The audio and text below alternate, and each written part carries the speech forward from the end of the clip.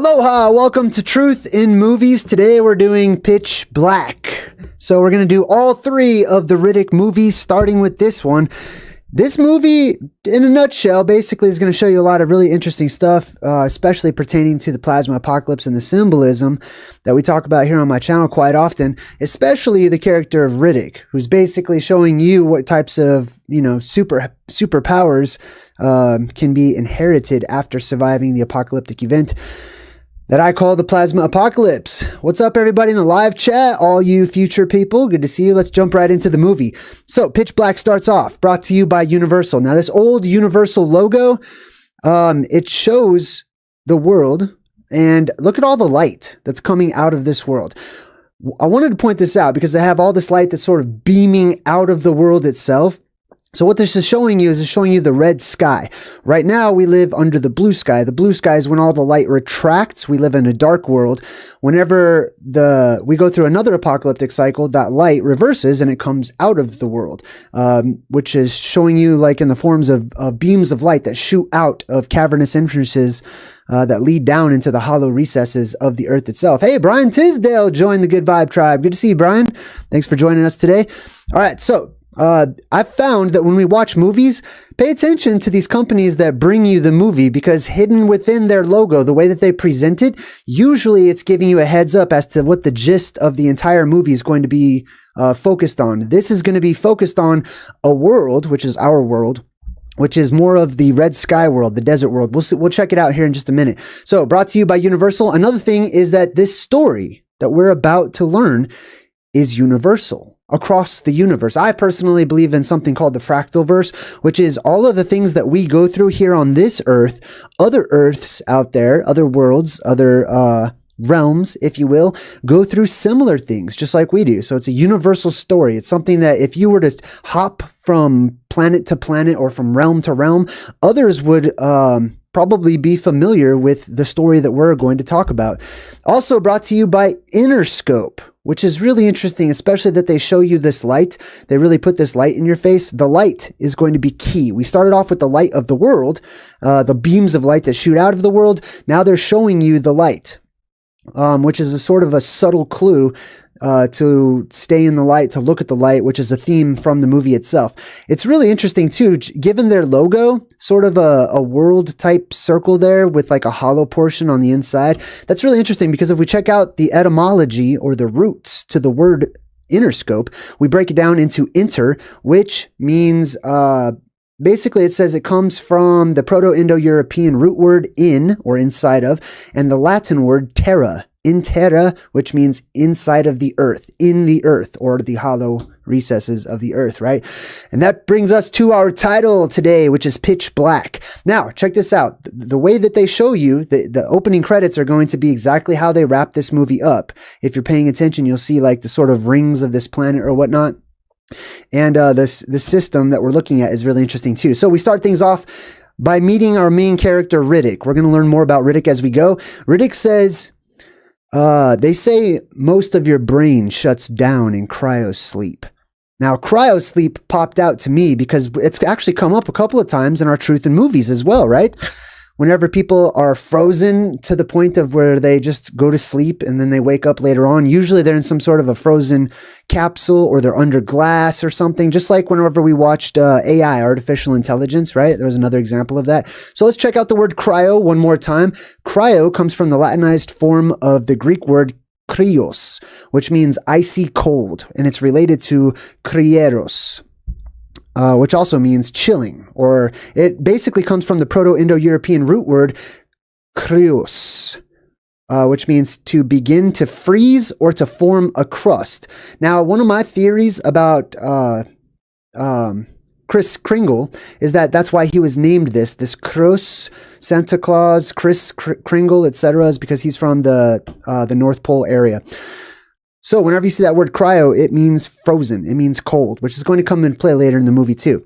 Now, he says that whenever you're in this cryo sleep, that most of your brain passes out. Most of your brain is not really working except for the primitive side. Now, this is really interesting too, because I believe, and it's one of my cosmologies, that our world is more akin to that, how it was portrayed in the ancient times by our forefathers. Culture after culture after culture spoke of and even depicted our world as having some sort of a glass dome or a glass roof to it, a glass ceiling. That glass, I believe, was ice and is ice still above our heads today. So if that's the case and we're under ice right now, we are mostly asleep. We live during the time where all of those beams of light, that energy in our world, has retracted. It's gone down into the world to charge. And after the next apocalyptic cycle, that light will be released out to the surface where we live today. So if we live under that ice, we are in a form of cryogenic sleep. We live under the ice. So most of our brain is not really working during this cycle, but during the next cycle, when all that light, aka energy, is pushed back out to the surface world, that's when many people start to wake up from their cryosleep.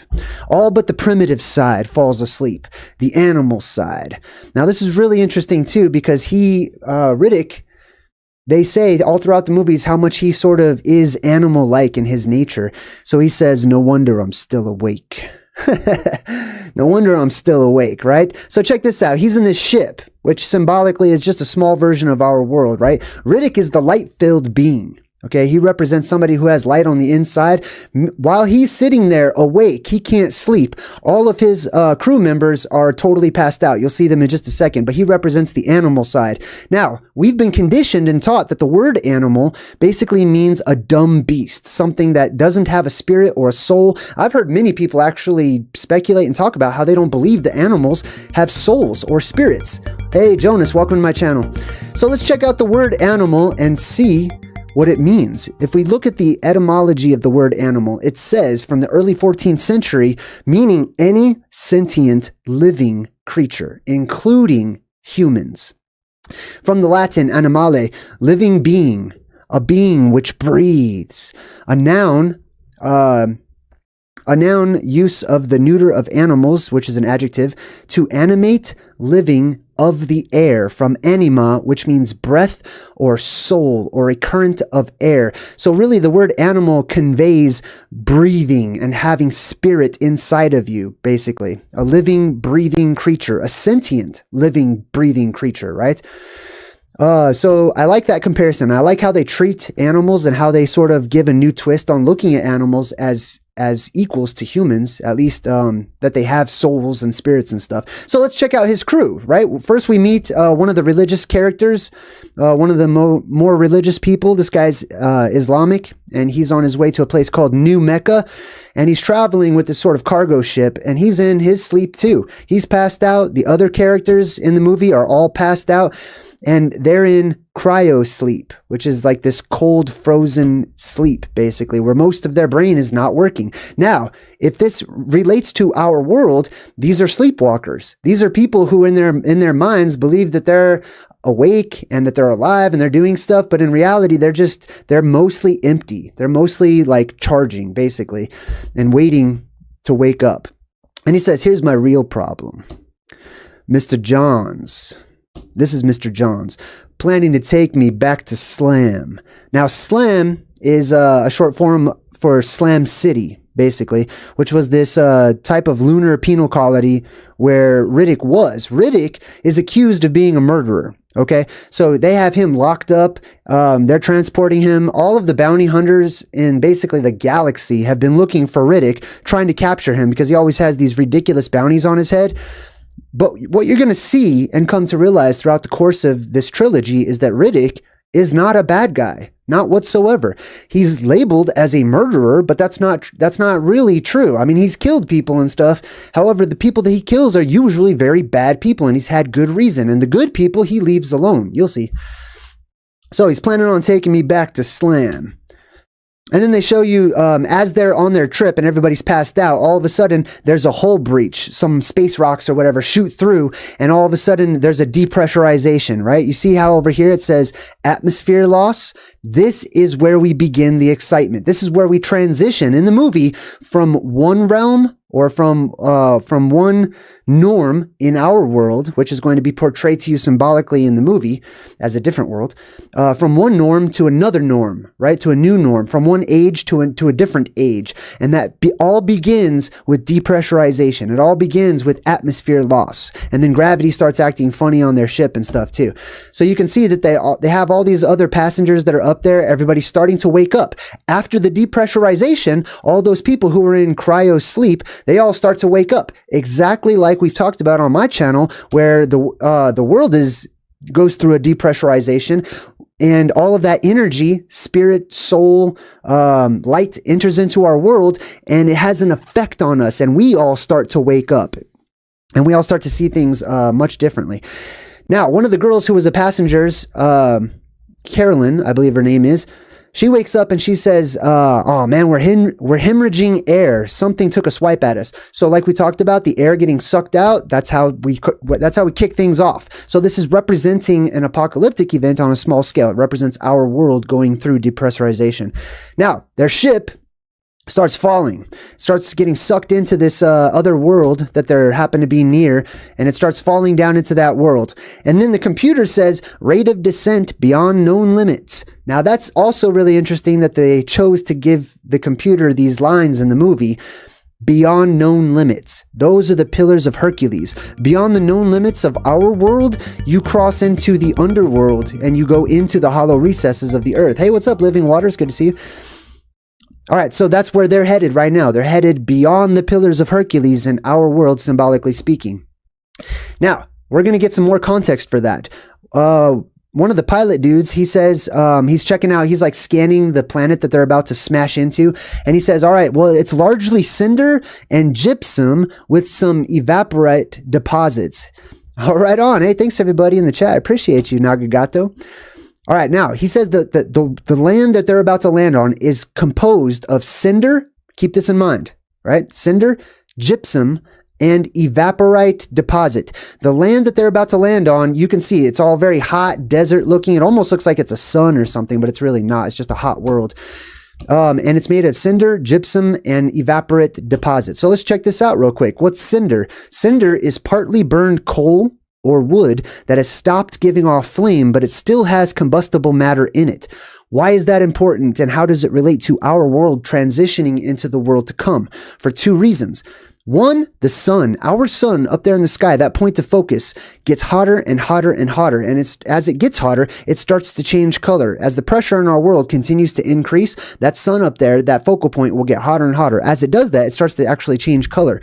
But it has the potential to get so hot that it starts to burn the earth in a little circle as it spirals in towards the North Pole, as we've talked about. Now, what it does is it burns trees and all types of materials and stuff like that. Not to mention that whenever the world depressurizes and that ionized hydrogen from above comes into our world to ground itself, it also can burn things, all of the vegetation, people, animals, and life. So it says here that charcoal is made by heating wood or other organic materials above 400 degrees Celsius, 750 degrees Fahrenheit in an oxygen-starved environment. Well, if your world depressurizes, if our world depressurizes, or when it depressurizes, then it will be oxygen-starved. Then you have that plasma coming into our world, burning things, and it creates charcoal, which gives us coal in our world. It gives us these nice layers and lines of coal that you see that are perfectly layered in our world, representing the time when the world caught fire, when the world was on fire for a time and it layered itself out as all the ash and stuff piled up everywhere. Now, if we look into Encyclopedia Britannica, it says carbon is the cosmic product of the burning, quote unquote, burning of helium, in which 3 helium nuclei, atomic weight 4, fuse to produce a carbon nucleus. So how is carbon made? Carbon is physical, essentially, and we're made of carbon, right? Many things are made of carbon in our world. And how is it created? All you need is 3 heliums, and you stick those together and it creates carbon, right? It goes through fusion. So where does the helium in our world come from? That's an interesting question. It comes from inside the earth. Isn't that weird, right? That the earth is just producing a bunch of lighter than air helium that just seeps out of it. And they mine helium out of the earth, right? All right, so what is gypsum? Because they said that there's gypsum in this place where they're landing. Gypsum is an evaporite mineral. What all that means is that where there is brine and salt water and seawater and mucky, dirty water or whatever, when that stuff evaporates, it leaves over, or it leaves behind calcium and other deposits, which turn into gypsum, basically. All right, so we've got largely cinder and gypsum with some evaporite deposits, so evaporated as well. Just like it says in the Bible, in the book of Revelation, when the prophet John of Patmos, which we're going to come back to later, he describes the world as he saw it in the future, and he gives a prophecy that the oceans were no more. There was a new heaven and a new earth, which gives us a world that looks like this right here. It's a desert world. It's also a tropical world in places where there's still an abundance of water and stuff like that. But in other places, it's very desert-like, which we've covered many times. We go through two different cycles, the desert world or the tropical world and the water world, the ocean world, where we live today. Now, I also want to point out how very bright it is. This is the world of no night. Okay, we're going to see nighttime, and I'm going to explain how they go through nighttime on this world. However, for the most part, this world is completely illuminated, which is also reflected in about how that everything was illuminated all over the place.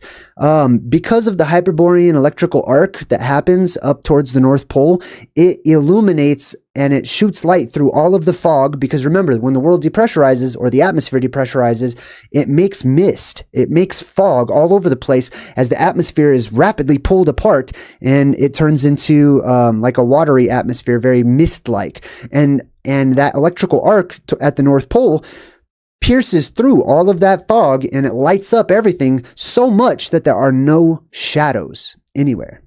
Interesting, right? You'll also see this sort of rusty looking landscape, very reddish in color, sort of an orangey, reddish, rusty look. That's because of all of the oxygen that's being introduced by all of those earth beams, just like we saw in the beginning, that shoot out and fill this world with a brand new and fresh oxygen supply, which also has the side effect of creating a lot of rust and stuff on things. It oxidizes things. Now, we pan over and we see these things sticking up out of the desert. Now, this reminded me when we broke down Betelgeuse, when we looked at the desert of Saturn, that realm in Betelgeuse. Looks just like this. Got those weird rock formations sticking out of the ground.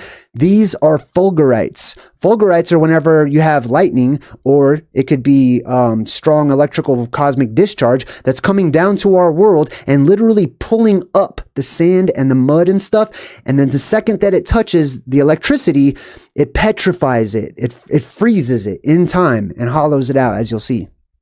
All right, so some of them survive this crash. One guy gets out his compass, and it starts flying around in circles. When you see that in the movies, which you will quite often, it is symbolic that they are at the North Pole. Symbolically, they are in the region of the northern part of our world. Up on where the old maps used to show that there were 4 island land masses that created sort of a circular island with an X made from 4 rivers, and in the middle of that was Mount Meru.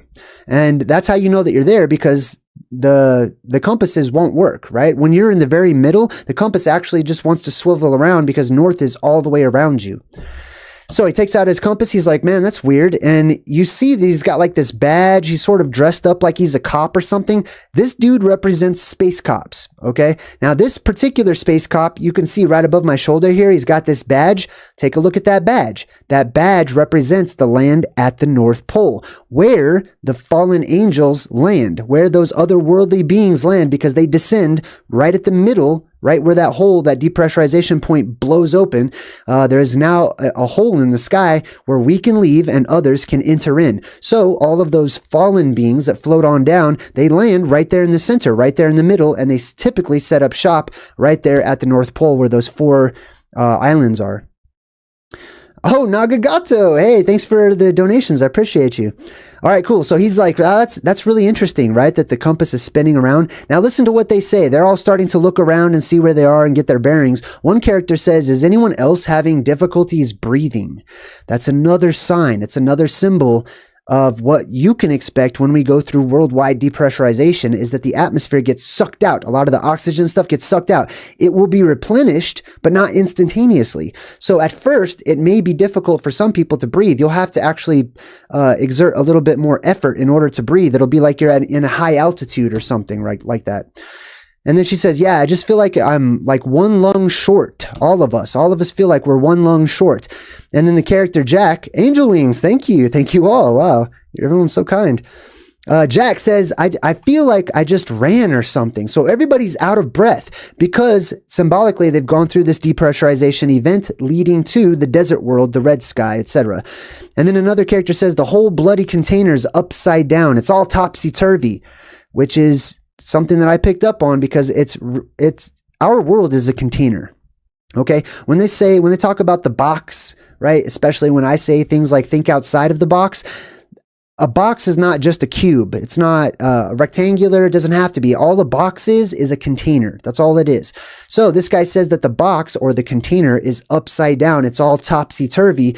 They use this type of language. Remember when we broke down a cabin in the woods? That one pot smoker guy that was the conspiracy theorist, he said the same thing when he was reading that book about Nemo and Slumberland. He said, man, Nemo, your stuff's all topsy-turvy when the world turns upside down, right? Really interesting stuff. All right, so the cop dude jumps on top of the ship. He's looking around. Riddick has escaped. He was locked up, but because of the crash, he was able to escape. And this cop dude has everybody convinced that Riddick is the bad guy, that Riddick is a killer, that he'll kill anyone and everyone if he can.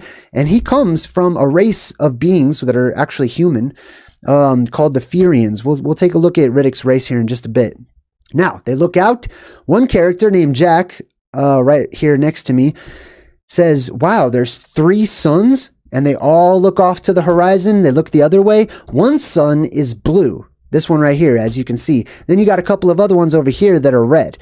Very interesting. Our sky that we're in right now has one sun, and that sun will turn blue. The next world that we're going into may have 2 suns, and those suns are likely to be more of an orange-reddish spectrum color, right? Like we've talked about on my Hyperborean electrical arc theory. All right, so we have a lot of symbolism already happening. We're in the desert world. This guy says so much for nightfall because they planned on resting during nighttime, but there's not going to be a nighttime.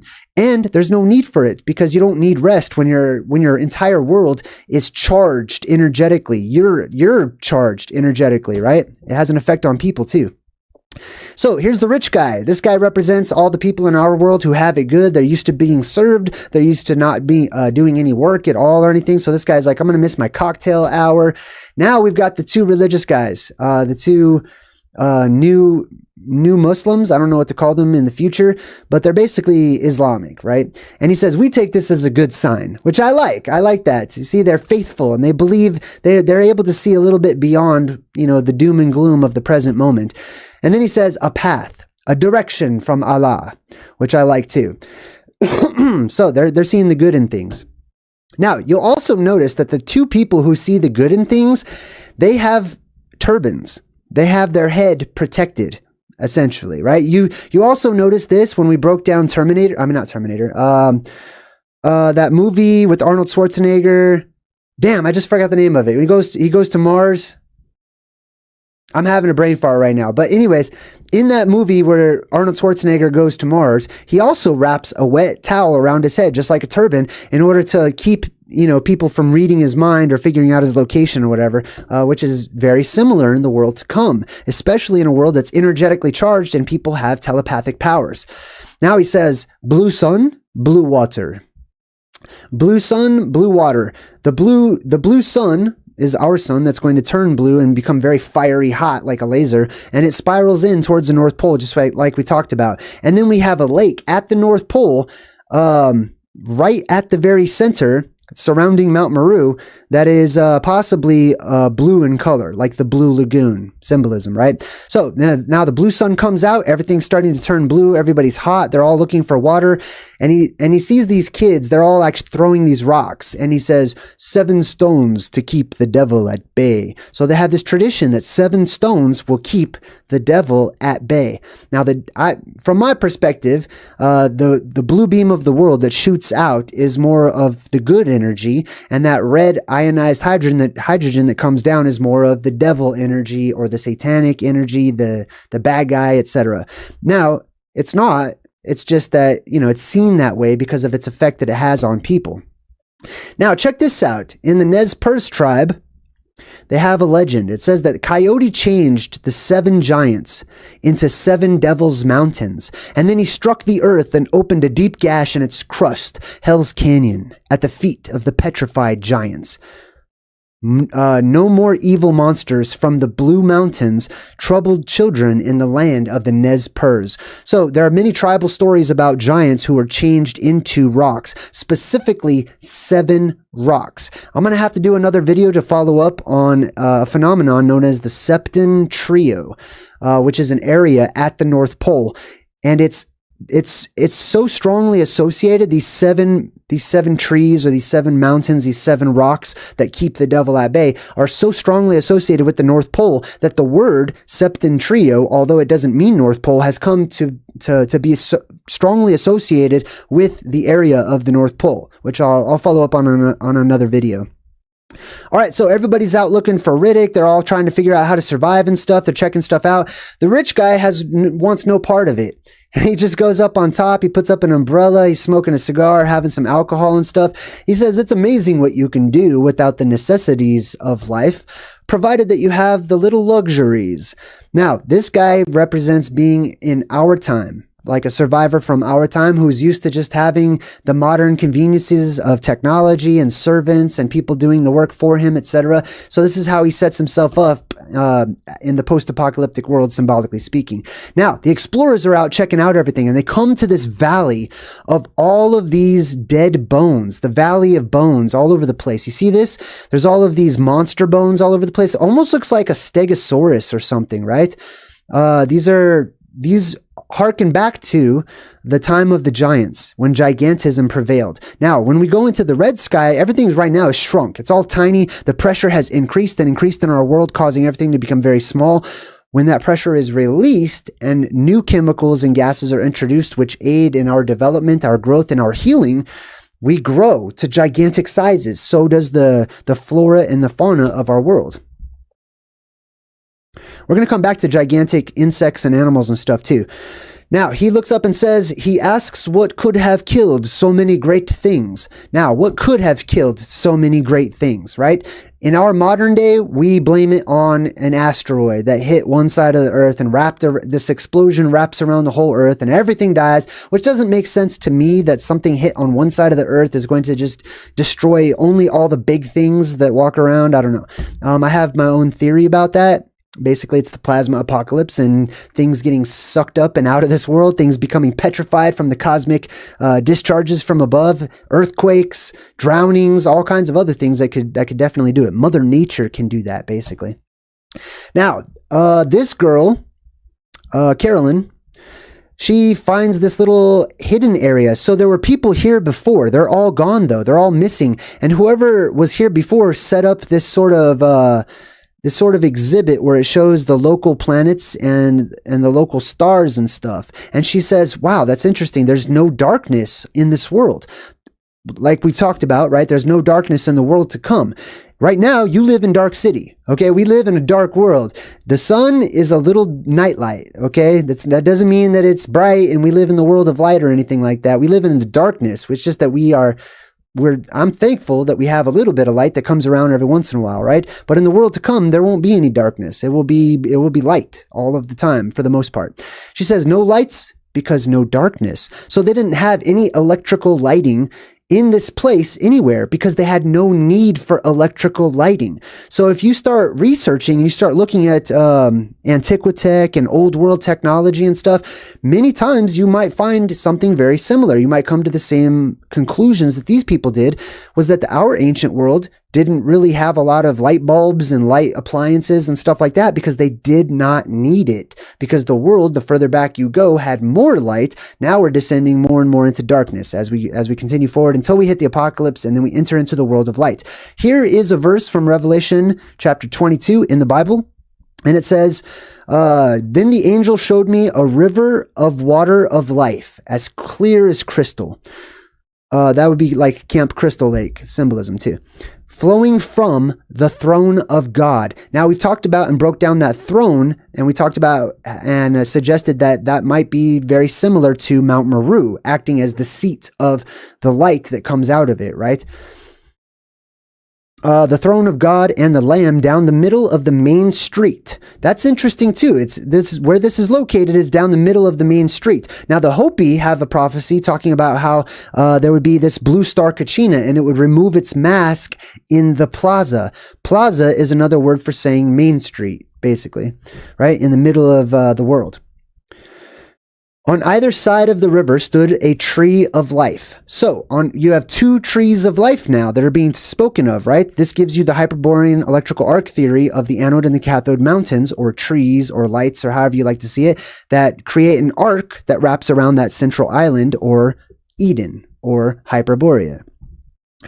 So there was on either side of the river stood a tree of life, bearing 12 kinds of fruit, yielding a fresh crop for each month. And the leaves of this tree are for the healing of the nations. Check this out. No longer will there be any curse. This curse is referred to as what people commonly call sin, or entropy, where everything is breaking down and dying and aging super fast. When the world fills with energy, it's the reverse. Entropy is done away with. Everything is regenerated. Regeneration is sort of the opposite of entropy, I would guess.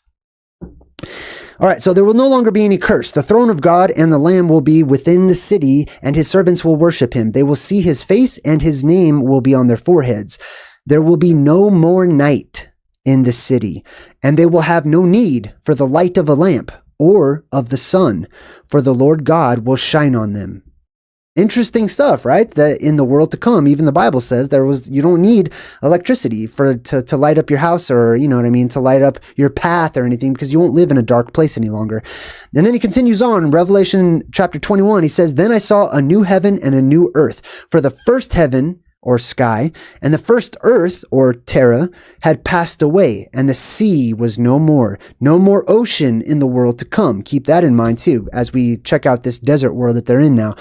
All right, so this girl, Carolyn, she puts on a hat that came from the cop dude, right? She puts on this cop's hat to sort of keep the sun out of her eyes, and I noticed that it's got some Latin that's written up there on the hat. Can you see that? So check this out. That exact same Latin can be found in Washington Square Park. Right? Have you ever seen this column or this arch in Washington Square Park? Washington Square is in Manhattan, basically, in New York. Now, check this out. If you zoom in on this arch in Washington Square, you can see it's got Washington, right? Actually, let's take a look at another picture. Right above Washington, you can see that there's these two characters, and they're holding a book. I think one is like freedom, one's liberty or something. Let's take another look at that. So these two characters are holding up this book right above George Washington's head, and it has the exact same Latin that was written on the cop's hat right here. You can see it. It's kind of hard to read right there, but let's read. I'll go ahead and give you a reading here. It says, pictured above is Washington at peace, with figures of wisdom and justice right behind him. Wisdom stands there as the modern Athena, the Greek goddess of wisdom. Volpe writes, justice draped and crowned, holding a balanced set of scales on one hand and an open book in the other. The pages of the book are inscribed with the words exitus acta probat, which are the exact Latin words that are written on that cop's hat that we just showed you, right? Exitus acta probat is taken from the George Washington family coat of arms. It is Latin, and I've come across various ways of interpreting it, all similar with slight variations. The basic translation is, the outcome justifies the deed. In other words, the ends justify the means.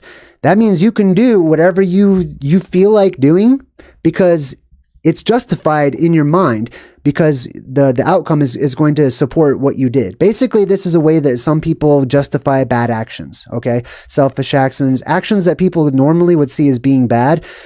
This motto means that you can do whatever you want, because your outcome, or the way that you perceive that outcome, is justified, or your actions are justified because of the outcome being favorable to you or to others, right? Which is really interesting, right? The ends justify the means, and it's related to George Washington's family. I thought that was really interesting. All right, so we go back to this guy. The rich guy is just chilling underneath his umbrella outside. This guy goes looking around, and he finds a hole in the ground. You see that right there? There's a little cave system right there in the ground. And he's up in that area where all those Fulgurites are too, that we talked about. So, like a genius, he just starts digging into this little cave in an alien world, right? Like, not a good idea. I'm watching the movie, I'm like, this is not a good idea. And of course it wasn't, because these phantazoids, otherworldly alien animals, basically, pull him in and eat him on the spot. So all this blood splatters everywhere, and this girl chases after him, and she sees Riddick there with all this blood and stuff, and she automatically assumes that the killer is the one that did it, right? And she's like, oh my God, like, it's me and Riddick. But Riddick just turns and walks away, right? If he was such a killer and he just killed this guy down in the hole, right? Why did he just walk away and leave her alone? Because he's not the bad guy in the movie. The cop is the bad guy in the movie. Now, they're up there where the Fulgurites are. Check this out. Riddick's running away. The cop is hiding behind one of these gigantic Fulgurites. And also, Fulgurite is what happens when lightning hits the sand on the beach, and you might see, like, some interesting sand sculptures or whatever sticking up out of the ground. Oftentimes they're in the ground too. But anyways, he trips Riddick. Now check out these Fulgurites. I want to show you these real quick. This is how you know, right? They're coming up out of the ground and they're hollow. You can see right here, this one right here is hollow. It's got a hollowed out sort of a chimney top to it, right? And I think there's another one. Yeah, over here, you see this one's hollow. That one up there is hollow. These are like little chimney tops to the inner earth. All right, so Riddick gets into a fight, and the cop pulls off his goggles. Whoosh. Now, the thing about Riddick, and especially the alpha males of the Furyan race. Now, let me back up. The Furyans, which is his race, is actually human, but because they're humans from different types of worlds, right? There's many different humans on many different Earths, or planets, or whatever you would like to call them, right? Some humans had such extreme environments that they adapted, and that adaptation to those extreme environments, or those different environments compared to ours today, right? Whenever they're introduced into an altogether different or weaker environment, basically they're seen as having superpowers, just like what was that dude? John Carter, right? John Carter of Mars, same exact story. That's basically Riddick, right? And you can also tell because he has these light eyes that allow him to see what I call aura vision. He can see into the spectral, into like specter vision. Basically, he can see like a ghost would see. He can see how plasma itself would see when it comes down into this world. He can see the auras that are on people. And on top of that, the bonus is that he can see who's good and who's bad and stuff, which explains why he kills some people and he leaves other people alone, right? Just like I believe that the red plasma, when it comes in, it can also see just like this, right? So he's squinting. That's the bad part, is that the actual sunlight and that point of focus up there above us is really hard on these types of people because they're not used to having like that direct sunlight on them like that. And you can see he looks at another person. She's got her aura there. This is how he sees. This is how the Furyans see. And this is probably how people like Superman and other entities that are in that are from the world that is electrically charged, right? Energetically charged. Their souls are charged as well. It charges everything in the world. And their souls, their spirits, especially those who are very strong in spirit, or the alphas of the world, their eyes start to glow because of their strong spirit or their electrical charge inside. And then they recapture Riddick. They put him back into the ship and tie him up and stuff. And he says, all you people are so scared of me. But it ain't me that you got to worry about now, right? So he represents sort of like the truth, basically, the truth seekers, people who are from other worlds, aliens, stuff like that. He represents many different things all in one character, but he represents the light. And he talks about how people are so scared of the light and the light returning to this world, because if the light returns, you have to have an apocalypse, right? You have to have an apocalypse in order for the light of the world, or those beams of light, to shoot back out all over the place. He says it's not me you have to worry about now, because now you've got actual physical entities that are in this world to contend with, which are phantazoids. She says, show me your eyes, Riddick. Now let's check out Riddick's name. That's the first time that they used Riddick's name, that I call it at least. And it comes from the word Rodok, which means red breast, robin by extension. Rudok from the Old English Ruduk, which means rudu, or red of a red color. So like Rudolph means red elf, basically, or red god, you could say, red mighty one. Riddick represents the red sky. He represents those who live and come from, which are the Furyan race, which are the charged race that are alive. They live in the red sky. They hail from a red world, a red planet. You know, you could say Mars or whatever. It's all symbolic. So that is Riddick. He represents those who come from the red world, the red sky, the time of magic, etc. His eyes are lighting up, just like is appropriate from people who come from that era. Now you've got Jack. Jack, the name Jack we break down all the time here on my channel. Essentially, it harkens back to Thor, to the god of light, the god of lightning, etc. Jack and the Beanstalk, obviously, which we'll come back to. And Jack says, where the hell can I get eyes like that? He says, well, you got to kill a few people. Now that's interesting too, because keep in mind, just because you're just because you're energetically charged does not automatically mean that you're good. Okay. It's whatever's inside of you already, your existing spirit, that is amplified. So if you're already good, you're amplified good. If you're already evil, bad, or selfish, you're amplified in that way. He says, then you got to get sent to a slam. Now a slam, symbolically speaking, is whenever the world gets covered back up. Right? It gets covered back up. All of the beams of light and energy, they go back in, they retract, and they charge once more.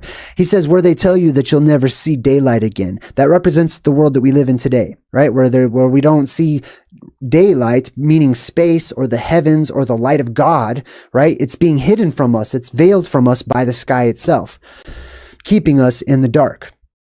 Now let's check out the Furyan race. It says Furyans are a distinct deviation of humans who developed impressive physical abilities due to their adaptation to the planet Furia, a harsh planet now believed by many to be either dead or cursed, making Furyans an endangered species. Furyans are mentioned as one of 4 elder races. So the elder race, or the El, the Elu, those of the El, the mighty ones of old, right? That's what Riddick represents. Also, he has various abilities, right? Increased strength, increased speed. He doesn't have a hard time catching his breath like all of these other regular people do, that he's hanging out with or whatever. He can also do some interesting stuff with his body. He's like double jointed everywhere. And they show this a couple times in the movie, where he can just like bend his joints the opposite way and stuff. I believe that has to do with the regeneration factor, right? So he's from a world where the regeneration level is very high, just like we talked about. When you have very high regeneration in the world, it has an effect on your skin and your bones and your body and stuff, allowing you to be a little bit more bendy, basically. It creates more collagen and elastin in your body, allowing you to be able to bend and your skin snap back so that you don't age and get wrinkles and stuff like that. And it makes your skin, it's basically reverse aging, essentially. All right. So Carolyn, she goes down into that same hole because Riddick's like, I didn't kill him. There's monsters down there. There's phantazoids. He understands. Inside of the earth. This is your world. Down under your feet right now, wherever you are watching this video.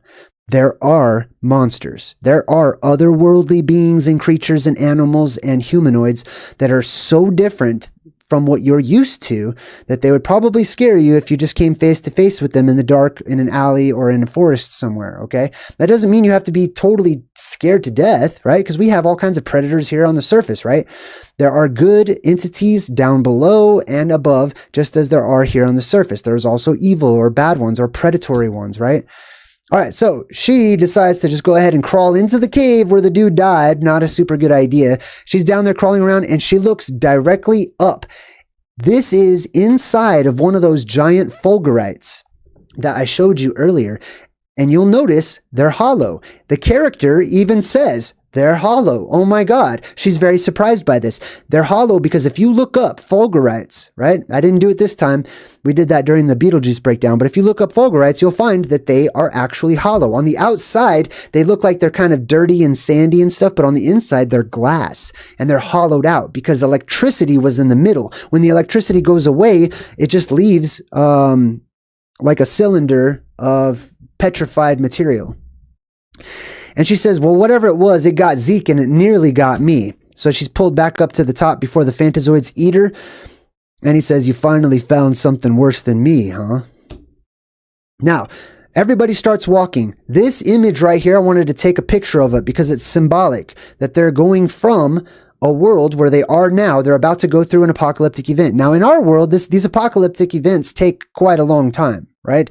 They don't normally happen like, as fast as they do in this movie or other movies. The movies speed up time so that you can see everything that's happening on our timeline, but it's sped up so that you can get the gist of it, right? So, getting the gist of it, you have people who are now in the desert world. They're going to go through their own version of the apocalypse, and they're going to go from the red sky over here over to the blue sky over here. They're transitioning.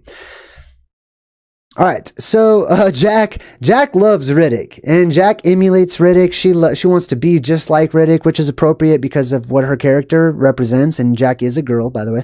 And she puts on her goggles and stuff, actually shaves her head and everything. And these people are walking around. Look at the light source, right? This is that monochromatic color that I've talked about. Whenever you have the sodium vapor lamp conditions of our world, where all of the oceans get sucked up into the sky and the sky itself depressurizes, causing mist everywhere. Now you've got all this sodium that's up there in the sky, and it creates these sodium vapor canopy-like conditions, which are lights that only give you monochrome. They only give you one color, right? So this is your golden age. This is where the golden color comes from. It starts off purple. There's a purple flash giving you a purple dawn, purple mist and haze and stuff like that. And then it eases and it transitions into red. And we go through a red spectrum. The red turns more into a golden orange color, and then finally a yellow color. Then the rich guy's like, oh, he's making fun of her. He's like, oh, it's the winner of the lookalike contest, right? Who were these people? So they saw that there were people on this world, but they all seemed to disappear. They all seemed to be gone, right?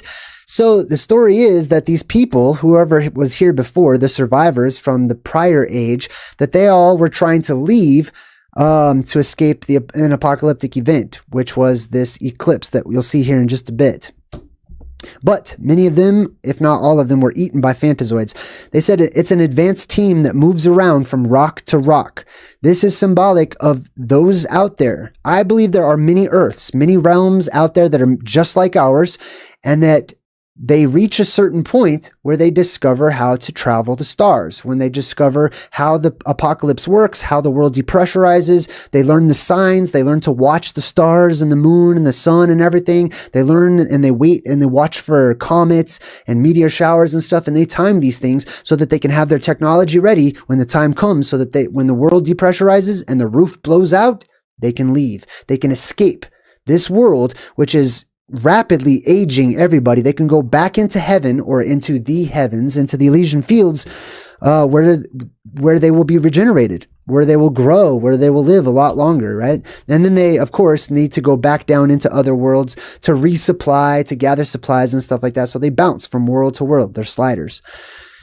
And of course, you have different factions of sliders. You have different factions of space travelers or astronauts or whatever you'd like to see them as. There are the good ones and there are the bad ones, at least those who see themselves as being good. Basically, they're space cops and they're space bad guys, okay? She says, why'd they leave their ship behind? That's weird. He says, did anybody check the coring room? So they go to the coring room. This is a room where they're drilling down.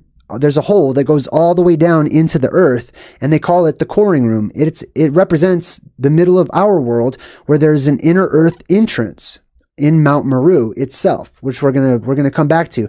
Now, there's more symbolism that's added, which is a green light. They toss that green light down into that hole, and that gives you your auroras. That gives you the oxygen of the aurora borealis and stuff that's being ionized up in towards the North Pole. Now, this girl starts playing with this little thing that was left behind that shows you all the planets and stuff, and she figures out that it creates an eclipse. And that this eclipse will actually bring darkness, and it will be a lasting eclipse that will last for a long time. Not like one of those regular eclipses that we go through that lasts like 20 minutes or whatever. This is a very long eclipse that brings darkness. Now, the cop dude, he walks away after talking to the girl, Carolyn, and he does this, and all of a sudden he starts getting sick. He goes outside and he throws up and stuff. I'll talk about that in a minute. But that's because of the depressurization and the energies that are changing in this world. Many people become nauseous because of the vibrational change that happens, right? The frequencies that are changing during the apocalypse, it literally has an effect, physically has an effect on people, making them nauseous and sick. Also, it will disturb your sinuses. All of this in here, because your head is pressurized. Right? So if the outside pressure suddenly changes around you, people tend to have this pain right here that's like right at the bridge of their nose, between their eyes. Your ears can bleed, your eyes can bleed, you can cry blood, you get nosebleeds that lead to psychic powers and abilities after the apocalypse, so they call that the psychic nosebleed, right? Now, they cut to this real quick scene of Riddick that's shaving, right? They just show you his dome, and he's covering his dome in jelly. Jelly is symbolic of the plasma that comes in. It's a shapeshifter, and it can change into different forms and stuff like that. So he's covering the dome in jelly. And then he says, he sees the cop who's out there getting sick because he's all out of whack. And he's like, man, that's a bad sign, right? So whenever the plasma completely covers the dome, there's two cycles to our world. And I'm talking about the dome of the world, right? The ceiling above us, right? There's one cycle where I'm going to use my head as like the covering of the earth, right? One cycle is there's plasma that's fluctuating up there, giving us like a focal point called the sun, right? Because it hits the dome, the ice dome, the light passes through it, it creates a sun in the middle. That sun spirals around, and it matches, the seasons match how that spiral of plasma above fluctuates, just like your veins or your arteries or whatever, right? So that plasma above is fluctuating. When it goes really far in, that gives you summertime up in the northern hemisphere. When it goes really far out, that gives you summertime in the southern hemisphere. But if it goes really far out, all the way, that gives you an apocalyptic event in the wintertime that brings about Fimbulventor and an apocalypse, basically. Hey, what's up, puppies? All right, let's continue on.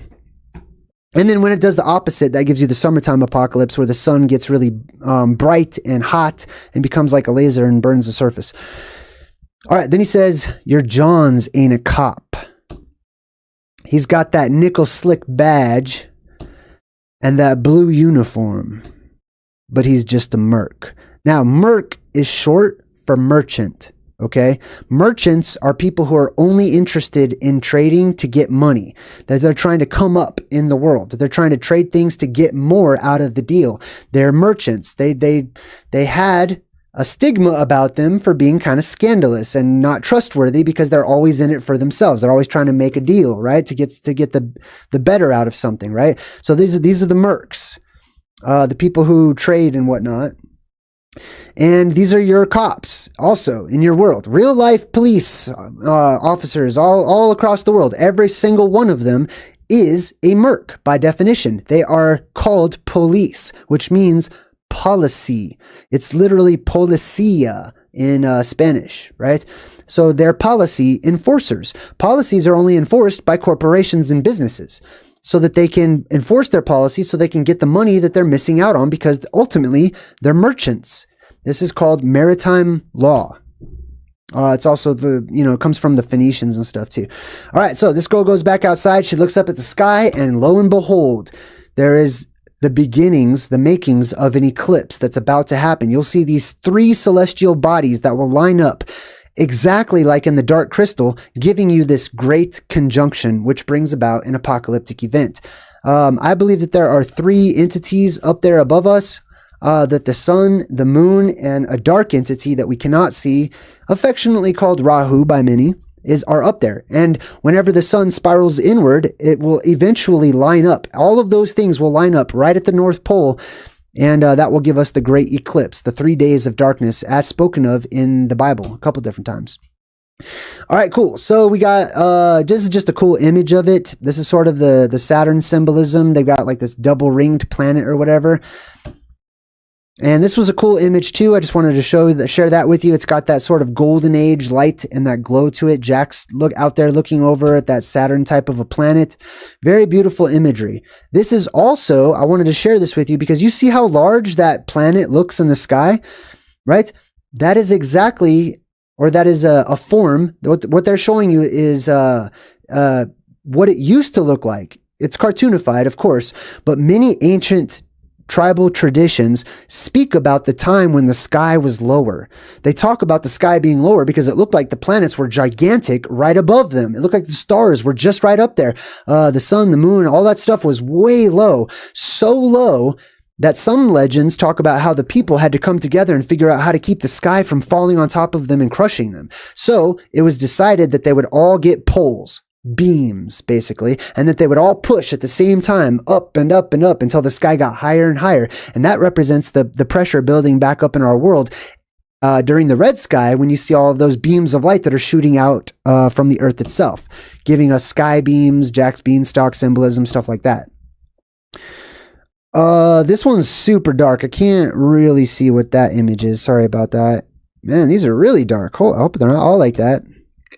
All right, so now we're getting into the dark ones. Okay, I don't know if it's going to see a lot of the darkness because of how dark it is, but now we have the eclipse. This is the time of darkness. We are going to go through this, okay?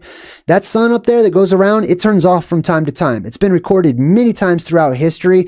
The sun does not stay on the same course forever, okay? It changes. Over time, it's been known to act erratic and to do some really strange and anomalous things, which have all been recorded. Now, when this darkness comes, that's when the monsters are released. That's whenever these weird, strange, flying creatures that I call phantazoids. Now, there's different types. There's flying ones, there's worm variants, there's titanic versions, there's different types of phantazoids, okay? What they're going to focus on here are these flying ones. You see all these little flying creatures out there that are like these weird monster pterodactyl type creatures. Now they actually grab this girl and they yoink her right back. They eat her basically, and they start flapping around and flying around all over the place. Just me. Hey, what's up? Welcome to my channel. Now, check this out. These creatures are also mentioned in the book of Revelation, in the Bible. It says here, I'm going to read it for you. It says, "The fifth angel sounded his trumpet, and I saw a star fallen from heaven to the earth, and to him it was given the key to the bottomless pit." The bottomless pit, meaning that pit or that inner earth cavernous entrance that goes all the way down, right? He was given the keys to the bottomless pit. He opened the bottomless pit. That means that the barrier, there is a barrier up there in the sky, as we've talked about, and there is a barrier keeping us from going down into the hollow recesses and keeping those who live under our feet from coming up here to greet and hang out with us. One day, that barrier comes down. He opened the bottomless pit, and smoke arose up out of the pit like smoke of a giant's furnace. Now you have to imagine, if this is talking about the blue sky that we go into, and it's describing our transition into the red sky, that means that it's possible that that star that fell down is the sun that's up there, the blue Kachina star that's turning blue, so focused that the middle part turns black and all you see is a blue ring, and it shoots blue energy. It's the Antichrist. Okay, the Christ energy is the blue beam from the earth that shoots up. The Antichrist energy is that blue beam from the sun that shoots downwards, and it spirals around until finally it settles right above the North Pole, shooting straight down and unlocking the bottomless pit, which allows all these phantazoids to crawl out and fly out. And then of course there's going to be a lot of smoke and stuff because the sun is burning. It's acting like a laser. So the sun, where were we? So the sun and the air were darkened because of the smoke of the pit. Then out of the smoke, locusts came upon the face of the earth, and to them was given power, as the scorpions of the earth have power. They were commanded not to harm any of the grass of the earth or any green thing or any tree, but only those who did not have the seal of God on their foreheads. These locusts have aura vision. They can see good and bad. They can literally just see it. They can physically see it with their senses or whatever, right? It goes on to say, they were not given authority to kill them, but to torment them for 5 months. People cannot die for 5 months. Check this out. It goes on to say, their torment was like the torment of a scorpion when it stings a person. I have been stung by a scorpion. It lasts quite some time, okay? It's not like a bee sting and just goes away after a few minutes. It feels like you're being sliced by a razor blade in the same spot and someone's pouring lemon juice on it for a long time, okay? It's not a pleasant feeling. In those days, men will seek death, but will not find it. This is the time of no death. Men will desire to die, and death will flee from them. Death will be done away with. There will be so much energy coming into this world being filled up on the surface where we live, people can't die, right? Where normally these grasshoppers, which is what locusts are, I don't know if they're actually grasshoppers or not, but we're going to take a look, we're going to deep dive into that in just a second.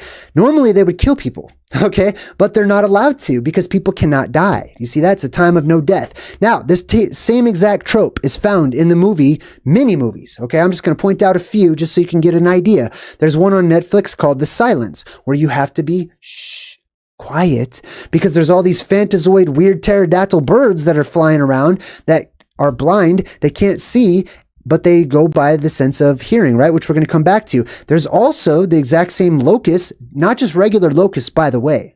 If they're coming down from the inner earth where there's gigantism still, these are going to be huge monster locusts, okay? Whatever these creatures are, this is from the movie The Mist. This is another good example, right?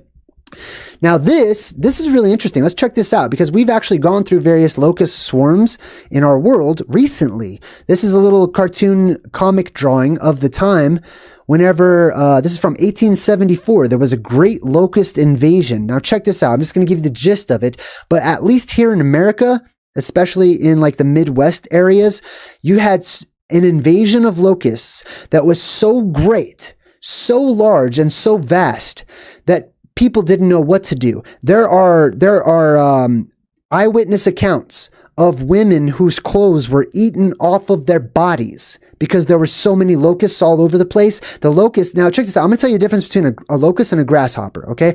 Grasshoppers, you know, you could go out, play with the grasshopper. It seems pretty benign, right? When you get a lot of grasshoppers and they get agitated energetically, right? Vibrationally, their frequency starts to get agitated and their frequency amplifies. It changes their attitude. They become psychotic, which also can happen to humans. So keep that in mind.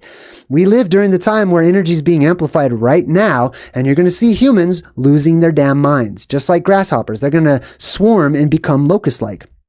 Anyways, we had a time that we went through 1874 to 1875 time frame. There were so many locusts that were eating the clothes off of people. There were bounties that were put out that if people brought in locusts, they would pay you by the bushel, however many locusts you could bring in. The locusts were eating everything. They were all over the place, and they were depicted in all of these older drawings as being gigantic. Now, some people would chalk that up to they were just trying to cartoonify the locusts and make them look really large.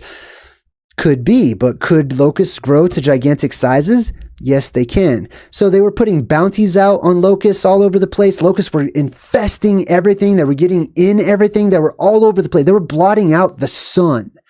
There were so many locusts everywhere. It's an interesting study. You should definitely check it out sometime. Now, how big can grasshoppers get? This is a real grasshopper. I'm just going to call them grasshoppers. There's all kinds of different names for them. But this is a real locust, okay?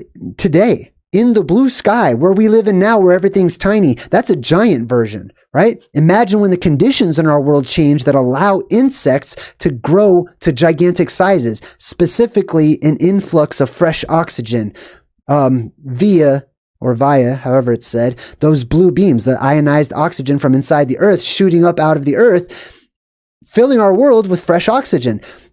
That's what happens to insects whenever they have a whole bunch of fresh oxygen. Check this one out. These were just grasshoppers. These are real ones in real life, right? This is from the movie Love and Monsters. Now check out this weird centipede-looking creature in the background. If you've seen movies like this, in your mind you might just be like, oh wow, wouldn't that be crazy? That would be crazy if that was real, but it's really not. That's why I feel safe at the movies, because our stories are safe. When these stories are, when they come back around, they're not going to be so safe. Okay, just like the never-ending story. This creature, that one right there, is real. That really existed. That is not just a movie monster creature. Let me show you. Check this out. I can't remember the name of it right now. It'll come up in just a second, but this is basically like a gigantic, titanic centipede that is the size of a human, right? It's called the arthroplura. The arthroplura was able to grow larger than modern arthropods, partly because of the greater partial pressure of oxygen in the Earth's atmosphere at that time. Now, that time that they're referring to is like millions of years ago, because they don't consider that entropy increases exponentially the closer we get to the depressurization point, right? So I don't believe it was really millions of years ago. But check this out. They actually have fossils of these things that you see. These right here, we have fossils of them. Petrified, gigantic, huge ones. And it says that they grew between like 6 and 8 feet, the fossils that we have, right? There could have been ones that were way bigger than that. Rough measurements in the field suggested, so these scientists were out there measuring stuff, rough measurements in the field suggested a surprisingly lightweight atmosphere during this time when these gigantic insects were said to roam about, like before the dinosaurs and stuff. More rigorous X-ray scans from several lava flows confirmed the result. The bubbles indicate, so they looked at these, the bubbles that are inside of this petrified material. The bubbles indicate that the atmospheric pressure at the time was less than half of today's. Less pressure in the world. And an increase in oxygen led to gigantic bugs. Here is a dragonfly fossil that is 2 feet wide. The wingspan is 2 feet. Okay, this dragonfly is bigger than this. Okay, I don't have enough room to show you how big that dragonfly is, right? So we have a huge dragonfly. We got huge centipede looking things. This is definitely some type of a snail, right? Just like the racing snail that you saw in the Neverending Story, gigantic snails. And remember, we've got the actual images from medieval times of knights that are out there in special armor to fight monsters, and they're fighting against giant bugs. They're fighting giant snails. Really interesting. There's also a giant scorpion. Speaking of the Bible and scorpions and stuff like that, it was one of the largest scorpions to ever have lived, with the largest known individual having an estimated length of 28 inches. That's over 2 feet long. A 2 foot long scorpion. Here's a size comparison chart. So over here, you've got your average sized human. You've got the 2 foot long dragonfly, which would like land on your chest and take up your whole width of your body, basically. You've got this giant scorpion and then even larger insect creatures. This is not make-believe. This is not fiction. This is actual, real fossil evidence, if you want to, rely on those types of terms, from our real world that we live in today that harkens back to a time of mysticism, occult, magic, things that are hidden from us today that we only consider to be entertaining value for movies and books and stuff, right? So they do a close-up on the eyes there, and they show you his spectral vision that he can see. He looks and he sees all these little phantazoids coming up out of those Fulgurites, or those inner earth exits and entrances, and he sees all these little lights in the sky. Now Jack gets up and he says, why do they do that? Why do they make that sound? They hear all of these weird pterodactyl-looking things. Gen2 gone! Hey, thank you! They hear all these pterodactyl things, and they're making these weird clicking kind of sounds. And he says, well, perhaps that's how they see. Because they're blind. This is another trope that they show you in the movies. These strange phantazoids that are from other worlds, they had no need for eyes physically because they had spectral vision, and they could make clicking sounds to use acoustics to be able to know where things are. Oftentimes, you'll see a similar coloring on all of these types of phantazoid creatures that are shown to you in the movies that rely on sound. This is why they make these movies. And also another weird thing I've noticed is these types of weird phantazoids tend to have human teeth as well. I don't know if you guys have noticed that, but they're blind, they're white, or sort of a pearlescent dull gray color or something, right? With the exception from time to time, right? And they have these weird, look at this human jaw. These things have like human teeth. Look at that. That's my teeth right there, basically, right? But it's on an alien. And they have no eyes. They cannot see. This one's from Black Mirror, I think, or Love, Death, and Robots or something like that, right? And they don't have any eyes. They go by acoustics. They go by sound. This one is one of those strange, weird monsters from A Quiet Place, right? Where they also were blind. They didn't have any eyes or something. They usually crawl around on like 4 legs. They sort of look like these weird devil dog looking weird stalker things. Sometimes they have wings. This is the exact type of creature from The Silence or whatever it was called. Here's from The Quiet Place. The movies are telling you when this happens, be quiet. Because the world will be quiet, deafeningly quiet. We live in a loud place right now. There's all kinds of frequencies and vibrations and sounds and noise all over the place. That's all going to stop when the world comes through the apocalypse. It will be a really quiet place, and it'll be prime hunting ground for anything that comes during the harvest, okay? Including, symbolically, in the movie, on this world. These are what those phantazoids look like, kind of like pterodactyls and hammerhead sharks or something.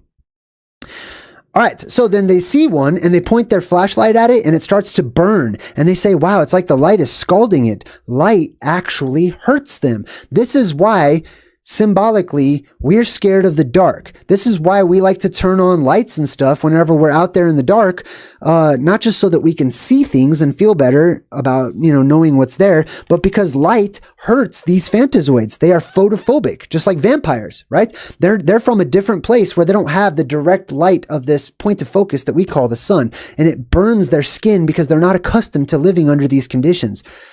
They're more used to like the ambient glow of the heavenlies or of space.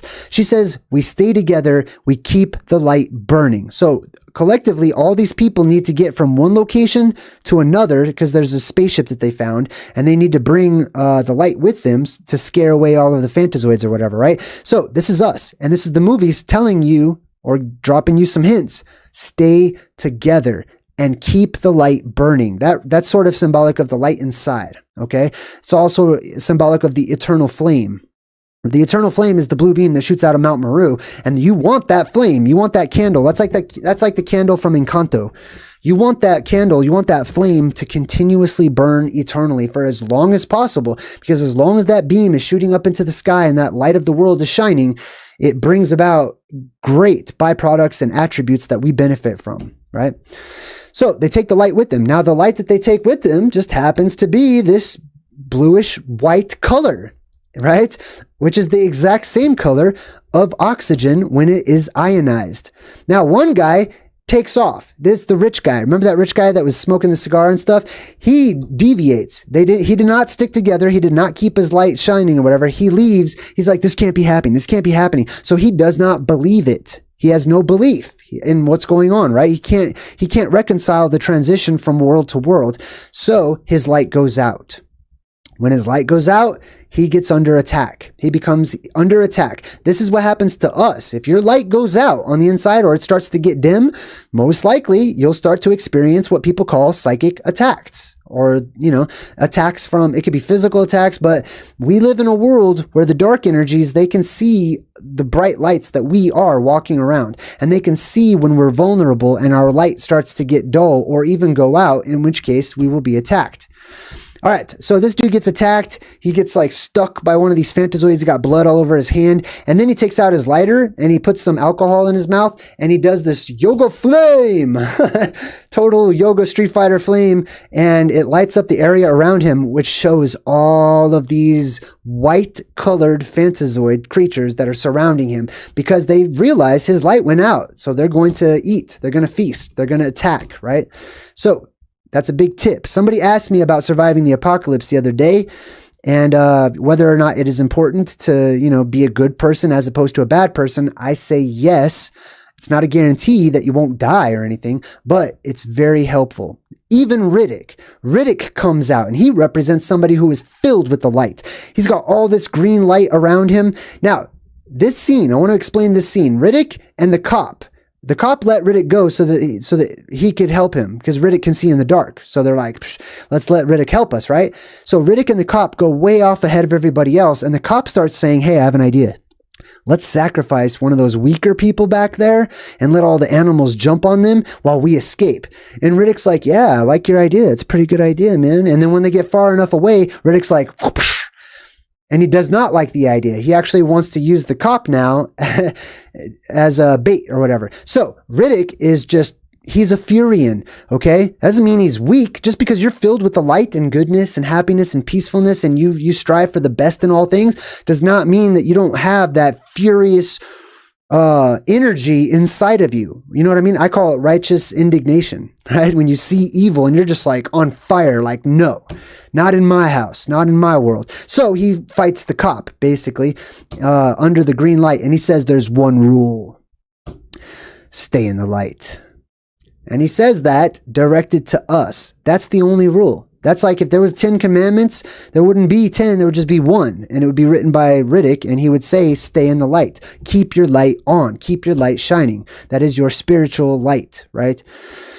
All right, so they keep on going. Riddick kills that cop dude, and the Phantazoids eat him or whatever. They keep on going, and it's now Riddick, Jack, the Muslim dude, and Carolyn.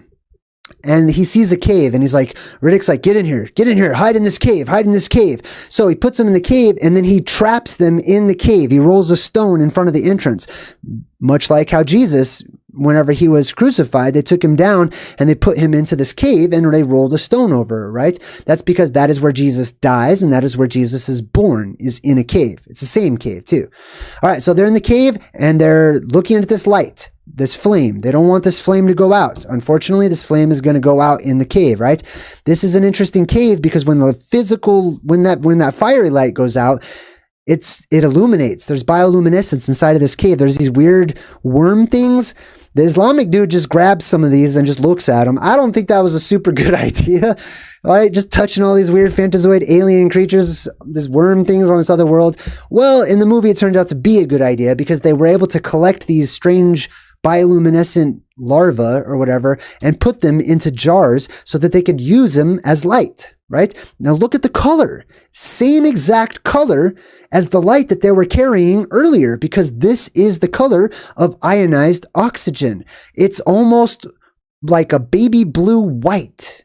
You know what I mean? It's very bright, and it's so bright it's almost white, but it's got that sort of electric blue tint to it, right? So the girl grabs the jar, she holds up the light like she's the Statue of Liberty, which is appropriate given what her name means, which we'll break down here in a minute. But if you take a look at ionized oxygen, you can see in this particular example that they will use ionized oxygen, aka plasma, to clean surfaces and rid them of contaminants, right? That's what happens to our world. That's why our world is filled with all this oxygen.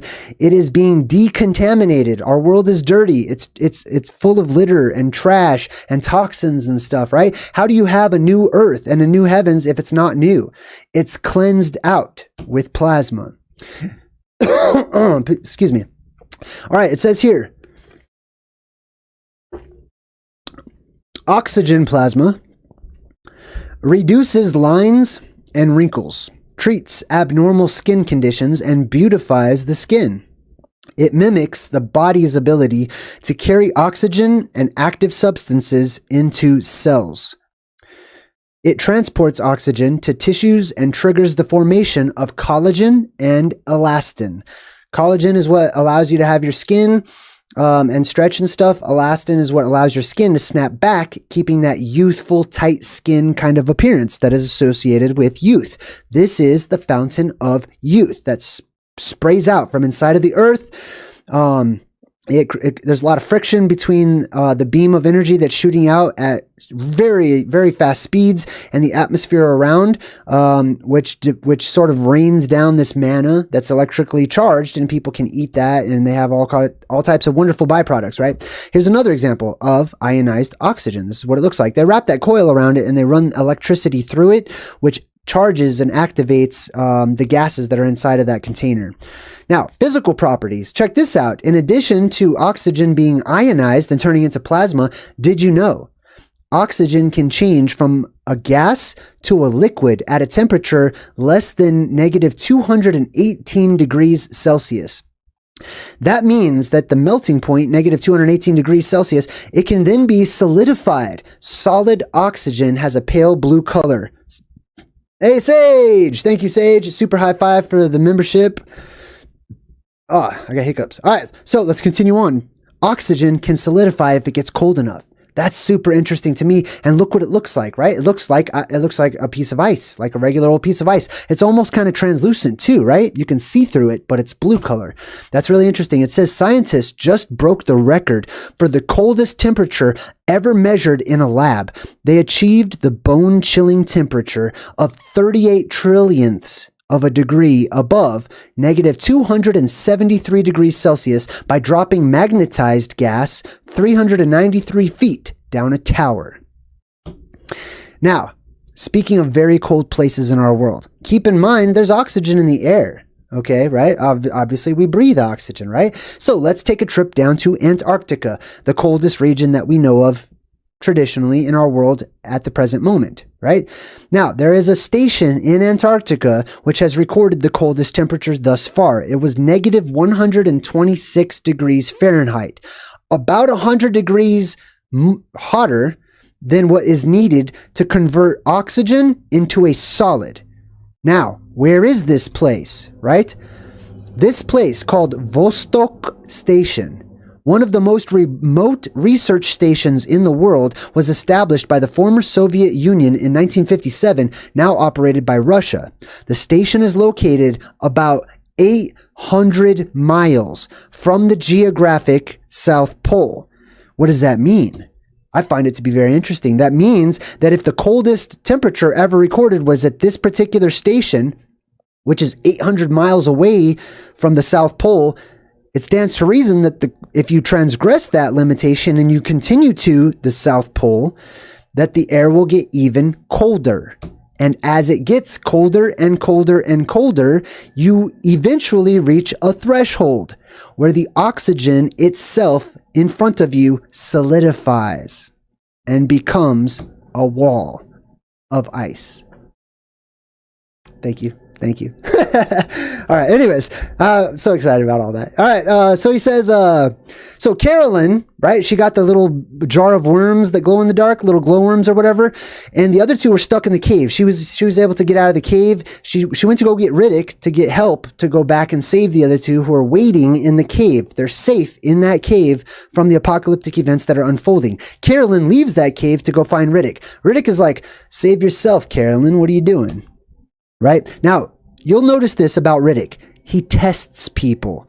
He tests their spirit. He tests their energy. Especially if he has aura vision, he can see people who might be close, in that gray area or something. So he oftentimes tests people, which is really an opportunity in disguise for them to make the right choice, to evolve, to change, to grow, right? So let's check out Carolyn's name. Carolyn. Now, Car comes from the word kers, which means to run. The old Proto-Indo-European root word kirsos, which comes from kers, which means to run or movement or fast movement. Okay, that's why we have cars and we drive around in cars, because they're fast movers. Okay, that's what that means. Now, Carolyn, the O part just means of the or attached to. So let's check out Lynn. Right? When we look at the word Lyn, L-Y-N, from Carolyn, ultimately it is from the root word lys, which means light. It's related to that word luch, that we talked about, right? It means light or bright. So Carolyn represents a light that is fast moving, right? AKA lightning or plasma. Actually, the word Lyn literally translates in many languages into the word lightning, as I'll show you right here. Fa-pow. See that? Lightning. Lyn. Boom. All right. So Carolyn represents the light as well. This was a really interesting find about the name Carolyn, because if you apply this to the character in the movie, it fits her perfectly. The local English Carolyn from the Old English name. Now, they say it's related to Charles, but I'm not too sure about that. It means a bright flame, which is what she represents. It also says, if we zoom out a bit, that under her exterior beats a free spirit. That is what it means. It means a free spirit. Carolyn means somebody who's a free spirit. Well, what is a free spirit? It is a spirit, which is electromagnetic energy, that is cut off from any other source. It is free. It has the free will to do whatever it wants to. It doesn't report back to some sort of a source. It is free to do whatever it wants to do, right? That is a free spirit. The personality is she has integrity. She would never betray a friend. Her personality is she's always there to help. She's everyone's best friend. Exactly how you see in the movie where Carolyn wants to go back and she says that she would die for her friends. Riddick asks her, would you die for them? And he puts a knife to her throat and she's like, yes, I would. I would die for them. So she represents the sacrificial light or lightning or the god of lightning, the thunder god, etc. Could be a boy, could be a girl. It depends on how you see it. And Riddick's like, that's interesting. So he tests her again and he's like, all right, let's go then, right? So they go back to this cave where you have the Islamic guy and Jack. Now check this out. It gets really interesting. They're in this cave, safe from the Phantazoids, safe from all the apocalyptic events that are happening. And there is a blue light, that same blue light that we've been talking about that's being emitted, right? Zeus was born in a cave just like this one where our characters are in now. This cave that Zeus was born in was called the Cycro Cave, also known as the Dictaeon Cave. Dictaeon, I guess you could say that. Dictaeon, basically. Let's break that down. So, Cycro, the cave of Zeus, right? The cave where Zeus was born. Other gods were born in Cycro Cave too, right? Cycro means cold. It's the exact same word as cryo, okay? So Cycro Cave means the cold cave, okay? And it's associated with that blue color. This is actually from Fight Club. This is a type of Cycro Cave, or the Cave of Zeus, or Mount Meru, and the entrance that goes into the inner Earth. It's got that blue light, etc. It is the colder cave representing the North Pole regions, way up there in the north. Cycro, you can see here, means cold, characterized by cold. It also can mean to blow. You see that? That is the zephyr. That is the breath of the earth. Exhaling up here into the surface world, breathing life into our world, giving us wind and stuff. In ancient Greek, so there was another word, not Cycro, but what was the other word? Dictaeon. So let's look up the root of that, which is dicte, or dik, and it says it is from a root word that means to show. And then there is an adjective suffix that says that it means or conveys to be able to show. So the cave, it's just like dictation, okay? So dictate basically means to show somebody something, right? It's related to words because of the breath aspect of the Cycros part of it, right? The breath of God, to show somebody something, to reveal something to somebody, to give revelation to somebody. There is a cave of revelations. Interesting, because now if we dive into Islam, we find that the Prophet Muhammad also received his revelations in a similar type of a cave, right? And he was actually in a mountain that is called Mount Thor, spelled Thawr, Mount Thor, the mountain of lightning, the mountain of the lightning god. Interesting, right? Now, we also have, on the other spectrum, in Christianity, we have the apostle John, or the disciple John, whoever he was, John of Patmos, basically, who wrote the book of Revelation that we talked about earlier, who saw all of these end times types of events. He stayed in a place affectionately known as Patmos, in a place called the Cave of the Apocalypse. And here's a depiction of John and his assistant writing down these revelations inside of this cave. This cave that happens to have this interesting pointy top to it that looks like it's kind of split. Let me back out a bit. See how this cave has this sort of split at the top right there? Almost like it's a volcano, right? That's very interesting. Now let's go from history and religion to video games. There is a video game here. Lost Anarchist. Hey, thank you. I appreciate you. There's a video game here called The Children of the Light. Now in this video game, they have this quest where these characters are supposed to go to a place called the Cave of Prophecies. This is the Cave of Prophecies. It is basically a volcano that has a beam of light that shoots up to the sky, which I thought was really interesting. The Cave of Prophecies. Now, it's the same type of cave, like I talked about, that Jesus himself was said to have been born in. There you got the blue beam shooting up out of the cave. There's many different depictions of this. If you want to research this, just type into Google the Russian nativity scene cave, and you'll get many interesting images that are very much like this. Okay, we've gone over this many times on my channel. So here is your cave of saviors, your cave of wonders, your cave of treasures, your cave of predictions and prophecies and stuff like that. It's also the cave of Elijah. Mount Sinai is a type of Mount Olympus. In the Bible, there was a prophet, just like Muhammad, right, who went into a cave and received these revelations. Elijah basically battled these prophets of Baal up on Mount Carmel. And he was like, your God sucks. Okay. And there's this whole, it's like one of my favorite parts in the Bible where he's battling these false prophets. And he's like, your God sucks. He can't do anything. He's weak. Let's see you set this sacrifice on fire. And they're like trying and trying. They're cutting themselves and they're calling upon their God. And Elijah's totally tormenting them and teasing them. And he's like, maybe he's asleep. Maybe your God's sleeping. You should yell. You know, he's just sort of like trolling these guys or whatever.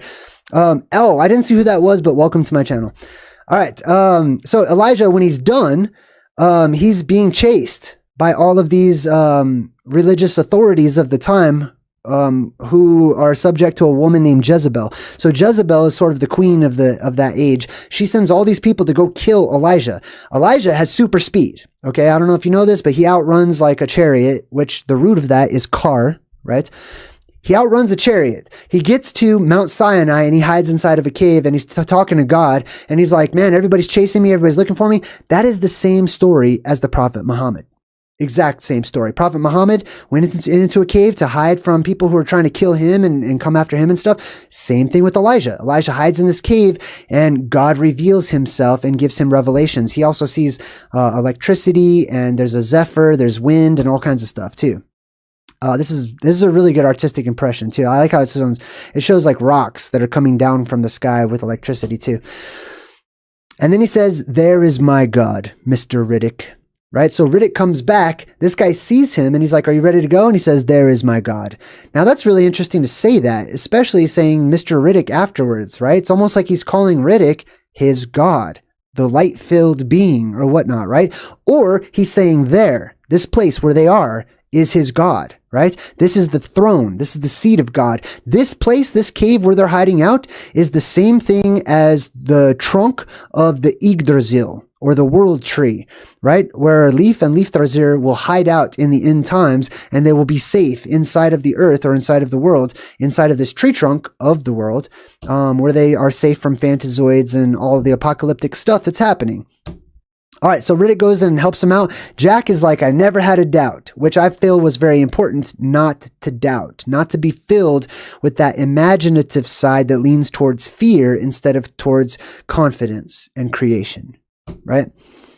And of course, they're all lit up that same electric blue color, right? Now, Carolyn was asked, would you sacrifice yourself for these people? She represents that light. And of course, she has to die because she must be a sacrificial type.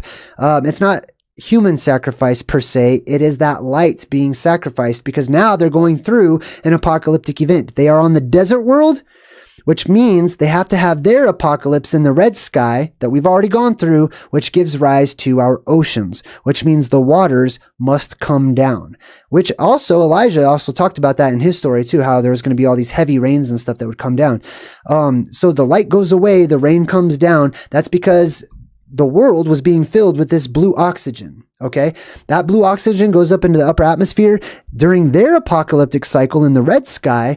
When that ionized hydrogen comes in, it smashes into all of that oxygen that our world has been filled with, and it gives you rain. It gives you water that dumps down into our world and gives us oceans. And they zoom out, they jump onto their little spaceship or whatever, and they zoom out. You can see they leave the world.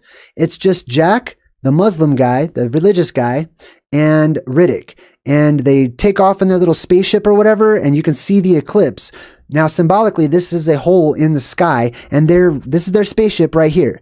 So symbolically, they're traveling through that hole or through that through that black hole, I guess you could call it, in our physical actual sky so that they can leave that world of the desert world and go to some other world, right? Which is where we will pick up on whenever we get into the Chronicles of Riddick, aka Riddick Part 2. We're going to meet a class of alien species called the necromongers. Really, it's more like a religion, honestly. It's not really any type of race of alien species. It's just a religion that's sort of taking over the galaxy. And these people act a lot like the Borg. They have this sort of left brain, left-hand path type mentality, as opposed to other institutions that are out there like religion. Religion is the same type of thing. They both are trying to get the many to become one, but they're trying to get them to become one as seen through their own perception filters. Basically, our way is the right way, so we're going to try to get you to join us, as opposed to neutrality, which is, to me, true freedom, basically. Resistance is futile, you will be assimilated. That's from the Borg. All right, so we start this movie off. We see this blue light. You see how it's sort of got these 3 points on it right there? It's sort of a flux capacitor kind of a look there, right? The flux capacitor's shape shows up quite often, especially when dealing with time travel or going from one apocalyptic event to another apocalyptic event, or a severe transition in the movie. So we start off and we see that the blue light is coming from between these two heads. And these two heads are on the top of a huge tower that's set up on this planet. You'll see it in just a second. But I want to focus on the two heads real quick. So check this out. The two-head symbolism specifically comes from the god known as Janus. Janus is the two-faced god, being that Janus was seen as facing both directions at one time. Janus is the one that is said to hold the key. The key is the key to getting out of this world, or getting out of this realm and getting into another realm, like leaving and traveling space or the fractal verse, or actually going into the earth, right? Janus holds the key to those boundaries. Also, it shows Janus in between these two pillars. That's the location of Janus. This is one of the pillars that has the blue light, or the blue beam that shoots up from the middle of it. This is the face of Janus. Now I'm going to explain to you where the Janus symbolism comes from, right? It's not so much the body of the god that represents the god as it is the things that god is holding on to that represents the god, and any anomalies with it being that this one has two faces, right? The main thing is the beard and the hair connect right in the middle. You see that? How it connects and it makes this sort of Hurley symbol, right? And then the two eyes on either side. This is what I believe people saw when they looked towards the North Pole and they saw Mount Marouche emitting that blue beam, and there's an electrical arc coming from the anode and cathode islands on either side, creating the legs to this sort of squatter man type of a figure, right? And it branches that back out at the top. The eyes are little eddies. They're little balls of plasma, basically. This is what it would look like when done in a lab on the upper left-hand corner. And then on the bottom here, you can actually see many examples of what they call the squatter man figure, right? And as you can see, this is the face as well of Janus. Right? You ever see that illusion where it's got like a candlestick or something, but if you look at it another way, it's two faces on either side? That's the similar types of things that are happening in our world whenever people saw these lights in the sky and they drew it. They carved it out into rocks, the Janus symbolism. Now here, it says Janus was represented by a double-faced head, and he was represented in art, either with or without a beard. And occasionally he was depicted as a four-faced god, four-faced as the spirit of the four-way arch. That's very interesting to me. Now, what this tells me is that this symbol that we're looking at right now, this sort of squatter man, this one's more of a lizard because it looks like it's kind of sideways, right? Sometimes it was like a dead lizard, glyph that they drew onto rocks and stuff. Sometimes it was up and down. Sometimes the arms were up, they were down. Sometimes that's because this is plasma and it would move about in the wind and stuff. So right here, we actually have a statue. And this is one of the ways that Janus is portrayed, with the four heads instead of the two, or the four faces instead of the two. Sometimes it was two, other times it was four. It's really interesting to me. So if we go back to that picture, right, and we just draw another line, if we change the angle, let's say that we're looking at Mount Meru, that beam is shooting up from the middle, right? If we put more than just one, or we change our perspective, right? So if let's say that instead of an anode and a cathode that cross over to create that bottom electrical arc, let's say that you have another one or even two more, but they're directly in front of you, in which case you would only see one of those, which would create a straight line, or it would appear to create a straight line, giving this image sort of a tail or an appendage right there between the legs that shoots all the way up to the top, and then seemingly giving it a head at the top as well. Some people saw this as a figure that was hanging upon a tree. Some people saw this as a figure that was hanging upon a crossbeam or a cross section. Many ways that this figure was seen. So we get more context that a blue beam of light is shooting up out of this thing. It has something to do with the apocalypse, either the beginning of one era, or it's always the beginning of one era and the end of an old era, right? Now, we go into this place. This is actually a huge spaceship. The Necromonger race has these interesting spaceships, and we take a look inside. These are the Necromongers, and we hear the narrator saying, they are an army unlike any other. And these are the Necromongers. Now, check out this guy right here. Do you see this main dude with the different faces on the side? See this guy right here? Now, it looks like he's got 3 helmets, but that's because of perspective, right? We can't see on the other side. He actually has 4 faces. So like I said, it all depends on our perspective. When the apocalypse happens, everyone is going to write about it. Those who survive and do tell the story, they're going to tell it from wherever their perspective in the world is. Whenever you change the location of the observer, then you change the perception of what they see, basically, right? So this guy has the 4 faces on here. If you look it up, it actually says that it consists of a fabulous 4-faced helmet that's made from fiberglass, etc. Underneath the helmet is a chainmail hood that's made of titanium. The highly detailed shoulder armor is also made from fiberglass and sports the 4 faces on both sides. So that's the 4-faced version of Janus. All right, it goes on to say, crusading across the stars towards a place called the Underverse. So here we have a religious group that is crusading across the stars. You'll learn about it in a minute. They're trying to find converts to their religion, basically, and I'll tell you why.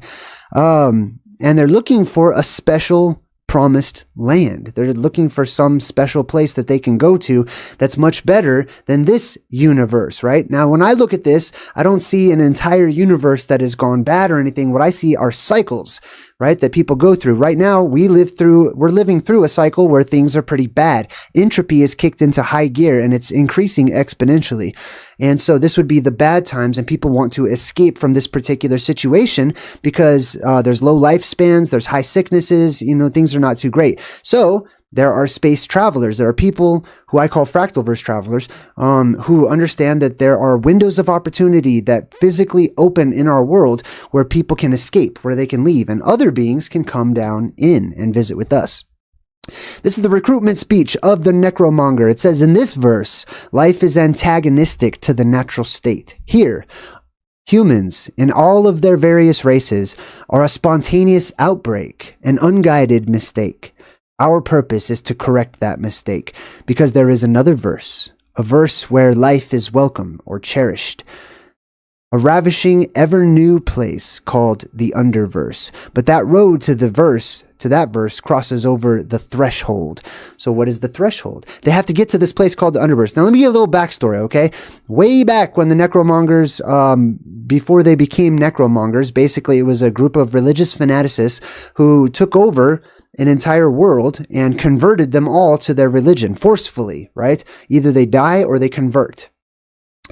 And in order, their whole thing is that they have to basically convince everyone in this world or in this universe to die, and then this universe will be purified so that everybody can get to the Underverse. Now, in the movie, the Underverse is like out there in space, some faraway place or whatever. But in reality, it's called Underverse because it is underneath us. It's the world that's opposing us. Right now, we live in a blue sky up here on the surface, right? Beneath, opposite us, underneath us, they would be going through the red sky. It's the opposite world, or the Underverse, or the underworld, etc. Now, it says here that the threshold, in order to get to the Underverse, they have to cross something called the threshold. And it says here that the threshold was discovered by one of the Necromongers named Kovu, who wandered space with the corpses of his wife and children in a strange but turbulent corner of uncharted space. He alone dared to enter, and he returned only minutes later, but he seemed years older, and he appeared stronger. He claimed his family was no longer dead, and that they had risen and walked again in the verse on the far side of the threshold, a glorious place that he called the Underverse. So in this place called the Underverse, apparently they have much longer lifespans, and conditions are met that allow for healthier living conditions and a stronger spirit that allows people to live much longer too. Now, the place where they gather together, this entire place is mobile, okay? So these people, they don't just stay in one planet. They don't have a home base or anything like that. They're wanderers. They're space nomads, basically. So they just wander from place to place, trying to accumulate as many converts as they can as they go. So the place where they all gather is called the Necropolis. It is the holiest spaceship that they have. Let's read about that. The Necropolis, the first true church of Necroism, should be unearthed from the soil of Asylum. Now, Asylum was a city in this very first place where they created the Necromonger race, right? And Asylum is just it's just symbolic for the middle of our world, of Mount Meru, of our safe haven, right? It's the soil of Asylum and brought into space so that it might one day travel with its followers to the Underverse. The massive structure was then entombed with an even larger vessel, the Basilica. Interesting. The first Necromonger church would then travel with the Armada into space on Ascension Day. So check this out. They have something called Ascension Day, when they all rise up into the sky and they all blast off and leave this world behind and they go to the Underverse, right? Does it starting to sound familiar? It should. Let's see. It also says here, as a testament to Necroism, Kovu, one of the first of the Necromongers, ordered that the necropolis be built on the highest mountain of Asylum. So this place called Asylum, which represents the middle of our world, right? This guy insists that their holiest place, or their holiest seat or whatnot, be built upon the tallest mountain right in the middle of the world, in a place called Asylum, right? It's Mount Meru symbolism. Now, keep in mind, Mount Meru controls the world, right? The strongest place that has the strongest energy in our world controls the vibes of that world, basically. So it's my belief so far that it seems that there is a battle for Mount Meru, that there's typically this good versus evil, who's going to get control of the mountain, of the holy mountains, so to speak. All right. Let's move forward. The Ascension Protocol, let's check that out real quick. So this is important. Here's what the Necromongers do. They land on a world. They put that huge tower with those faces on it that shoots out that light. It sticks down into the earth and nobody can move it. It's basically indestructible. And when they're done converting people, win or lose, it doesn't matter. Their leader is going to press a button and that huge tower shoots energy down into the earth that blows up that planet, basically. It eradicates it. So they have what they call the Ascension Protocol. Let's check it out.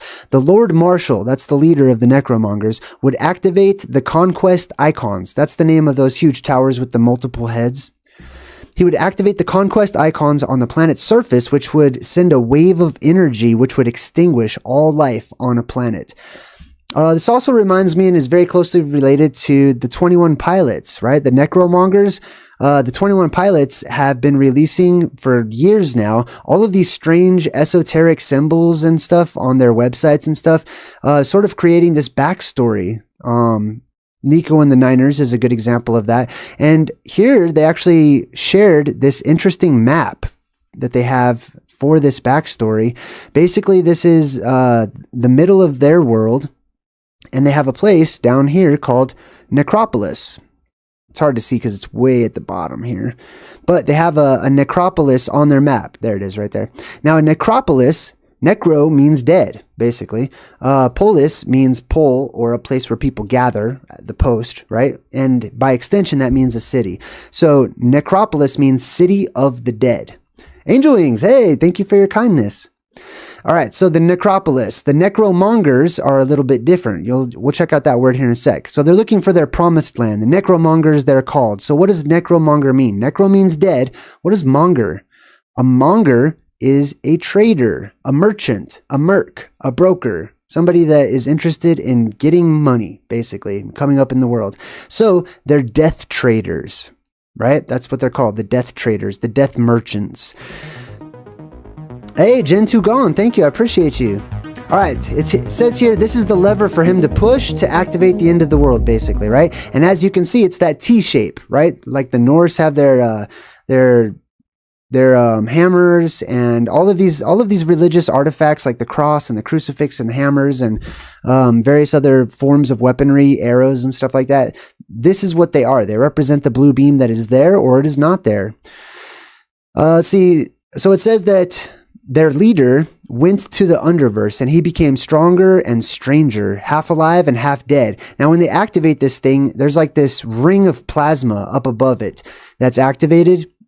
And it shows what happens when they destroy one of these worlds. If we are to survive, a new balance must be found, right? Now, this is our world right now. We're in chaos. We're in flux. We need to find a balance between what is considered good and considered evil, right? Because right now, they're both evil. Okay, that's my opinion. Good has become bad. Excuse me.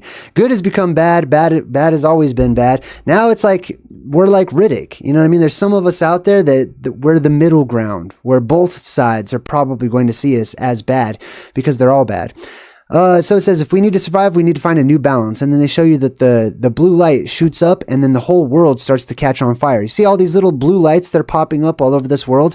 Those are all little beams of light that are shooting up out of that world.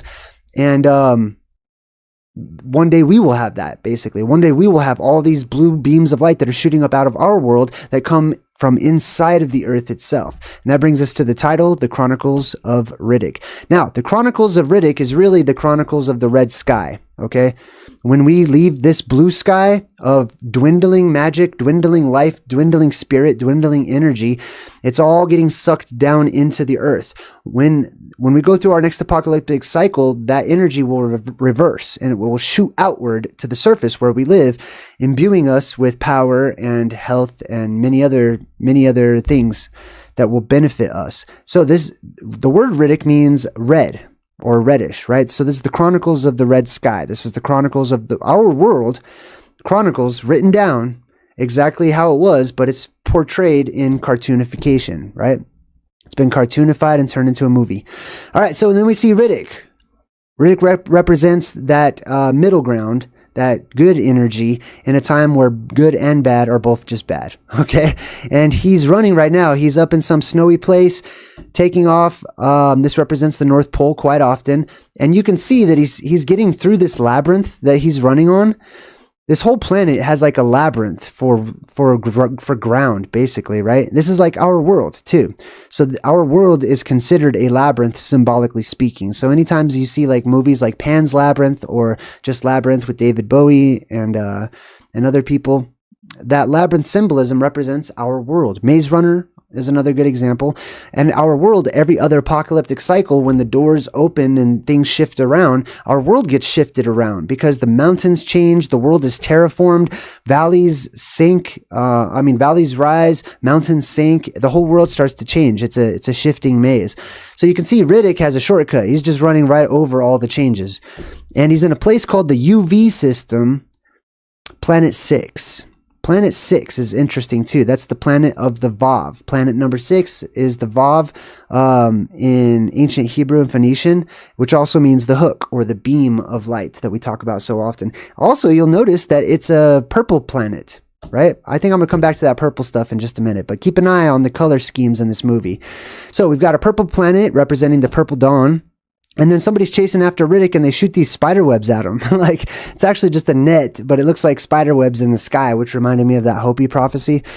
So Riddick's taken off. He's trying to get away from the mercs. Now, it's crazy because there's all kinds of mercs in this movie. Everybody's a merc. Everybody's a merchant. Everybody's trying to trade things and get things and earn money and stuff, right? It's really taken over everything. It's very maritime. So he's running away from the mercs. He hates mercs. He doesn't want anything to do with trying to make a bunch of money or anything. He just wants to help people and live his life, basically, and be left alone. So we see that he's up in the snowy area representing the North Pole. We got the purple flash symbolism, and then he does one of these numbers, right? Puts his hands up. I mean, more to the side, like, right? And then he's got these little daggers that face down too. We've seen this time and time again in ancient symbolism. For example, here's an example of ancient Anatolia, where we have a godlike or a goddess-like sometimes creature who is holding their arms out, and there are always these two witnesses that are described or shown to us in different ways across cultures, across the world, across time, really. So this person is always holding on to something, right? This one looks like they're holding on to the knives, kind of like how Riddick has. Sometimes they have staves. Sometimes they're holding on to animals, but they always have these godlike creatures that are holding on to something, and they're twins. What you have on the left is usually equal and opposite to what you have on the right, which is the anode and the cathode beams that are seen as helping to hold up the sky with that stick figure-like object coming out of Mount Meru. Here's one from Persia. All right, so here's another example, right? So if we go back to that Janus glyph, right, where we've got the anode and the cathode shooting out, creating an electrical arc, Mount Meru shooting its beam out, creating the stick figure body, and then branching back out to create the arms. On the sides, you would expect there to be a glow, right? Hey, welcome, 11. Evolutionary. So on the side down here where the anode and the cathode mountains would be, even though they're going to arch over towards each other, they're still shooting upwards. So you get this residual glow that shoots up and twists up, and it goes all the way up to the hand. Sometimes it's there, sometimes it's not. When it is there, you see that god that's holding onto the two sticks, or it all depends on perspective. Some people see it in different ways. So yes, you would see sometimes, I mean, this is if it was like, actually moving and it's electricity. You would see, like they would paint it like it's holding on to snakes or something. If it was more straight, they would be holding on to staffs or poles, etc. Found this to be really interesting. So I'm going to read this to you real quick. This is the cosmology from the ancient structure of the world. And this comes from, where does this come from? Let's see. Well, it says here, I'm just going to read this part. It says that the sky was believed to be the upper cover of the egg. Alternatively, it was seen as a tent, or the sky was a tent, or seen as a tent. And that tent was supported by a column at the North Pole below the North Star. I thought I had a picture of what culture this is from. I want to say somewhere up near Norway or something. I'll have to check on that for everybody. But that's an interesting thing because that's more of my actual cosmology that I see it. And this is going to come into play because of all of those pillars and beams of light that shoot up from the earth itself and touch the sky. This movie is going to be full of that. Now we meet Toombs. Toombs is one of the merchants who's a bounty hunter. He's looking for Riddick, and you can see he's got that purple glow on his face, right? It's because they represent the purple dawn or the purple flash of creation. When that electrical arc first ignites, bam, and it first hits, everything turns purple because it ignites the argon that's in the atmosphere that we have there that turns purple. This is really interesting because this is from the Hopi that I like, Song of Creation. And the first part of it says, the dark purple light rises in the north. A yellow light rises in the east. Then we of the flowers of the earth come forth. And it goes on, but I thought that was interesting that it starts things off with the dark purple light that's rising in the north. Now, if you look at sodium vapor lamps, it's an excellent representation on a small scale of what I call the Hyperborean electrical arc theory. Pardon me. The Hyperborean electrical arc theory, which is basically you have the anode and cathode, and it could be more than just one anode and cathode. And it could work in different ways with how, which ones are anodes and which ones are cathodes and stuff. But essentially, it creates a huge electrical arc that covers an entire island continent, right? That we used to call the Garden of Eden or Hyperborea. And whenever it first turns on, pow, it flashes, turns purple, right? And then it starts easing into more of like a red color, a deep bloody red, and then more of into like an orange and then an amber kind of a yellow color. This is from Jimi Hendrix. He's got a song all about it. It's called Purple Haze. Purple haze all in my eyes. Don't know if it's day or night. Why? Right? Because when this happens, you got haze everywhere. The haze is the mist that happens when the world depressurizes and creates fog and mist all over the place. And then that light pierces through the mist and gives you purple haze. And he doesn't know if it's day or nighttime because after this next apocalyptic cycle, there won't be a day or a nighttime. People will lose track of the time once again. You got me blowing my mind. Is it tomorrow or just the end of time? So even he's throwing hints in his song. This is about the end of the world, right? This is about the reset. All right, so Toombs is out there chasing after Riddick. Let's check out Toombs' name real quick. Let's look at his coat of armor for his family. Now, it's not just like a tomb like a gravestone, although that is implied. There are gravestones, 3 of them to be exact, on this Toombs family crest, along with the Phantazoid up there at the top. The Toombs surname is one of many derivatives of the biblical first name that we know as Thomas. So Toombs is really Tumbas or Thomas, right? That B sound sometimes is described more like a V. It's pronounced more like a V in certain dialects and languages. So tumbos turns into tombs. Originally an Aramaic word that meant twin. So Toombs, who's after Riddick, trying to get Riddick or whatever, represents a twin. And there's a lot of twin symbolism too. Now the word tomb itself literally means an earth hill or a mound, an earth mound. So a tomb was not like something that was buried underground, but a tomb is something that came up out of the ground, that something else was inside of, basically an hollowed out portion of the earth that was raised up like a mound. All right, so Riddick says, I knew they'd come for me. And you can see he's on his way to Helion Prime. So let's recap, right? After Pitch Black, what happened? There was like 3 survivors. There was Riddick. There was the boy Jack, who was actually a girl, right? And she looked up to Riddick and stuff. She's going to make an appearance in this movie. And then there was the holy man, the imam. And the imam, the holy man, turns out he's rich and he's in touch with rich people over here on Helion Prime. And he wanted to talk to Riddick about helping him out, so he put a bounty on his head. So Riddick's not happy about that. So he's on his way to Helion Prime to talk to that holy man. Now, Helion comes from hell. The root of Helion or Helion is actually just hell. So let's break down Helion Prime to see what it actually means. If we look it up in the old German, Holle, which is where we get our word holy, right? Something that comes from within the earth is holy, or there's Holly, etc. The Gothic Halja or Halja, hell, literally a concealed place. Compare with the Old Norse Halir, which means a cave or a cavern. Very interesting. So a cave or a cavern, it's associated with hell. Helion just means of hell. People who are from hell, like basically. Not that that's a bad thing. I know that we associate, being from hell or telling people go to hell or whatever, but in reality, that's not a bad spot to be inside the earth, right? You're supposed to live in the house, not on the roof, right? We live on the roof. Oh, I just got a donation from Lumbee Free. Lumbee Free, splash the popcorn. Thank you. Appreciate it. All right, so he's on his way over there. His hair's all grown out. He says, you don't expect these mercs to have any honor, any code, but this new bounty from a holy man. That's what really has him pissed off. He expects it from the bad guys, right? But when he sees the good people starting to transition and becoming bad themselves, that's what really gets him. You know what I mean? That's what gets me too. All right, so Helion Prime is on alert right now because they know that they're going to be attacked here pretty soon. Check this out. There's this interesting symbol. You see this triangle over here in the corner? Boom. See that right there? Keep an eye on that. That's actually going to come into play. So you got the circle on each one of those and then the triangle. I'm going to show you what that symbolizes. Now, Riddick's landing on Helion Prime, and he's got these fighter pilots that come in and they're like, you need to follow us to Spaceport 6.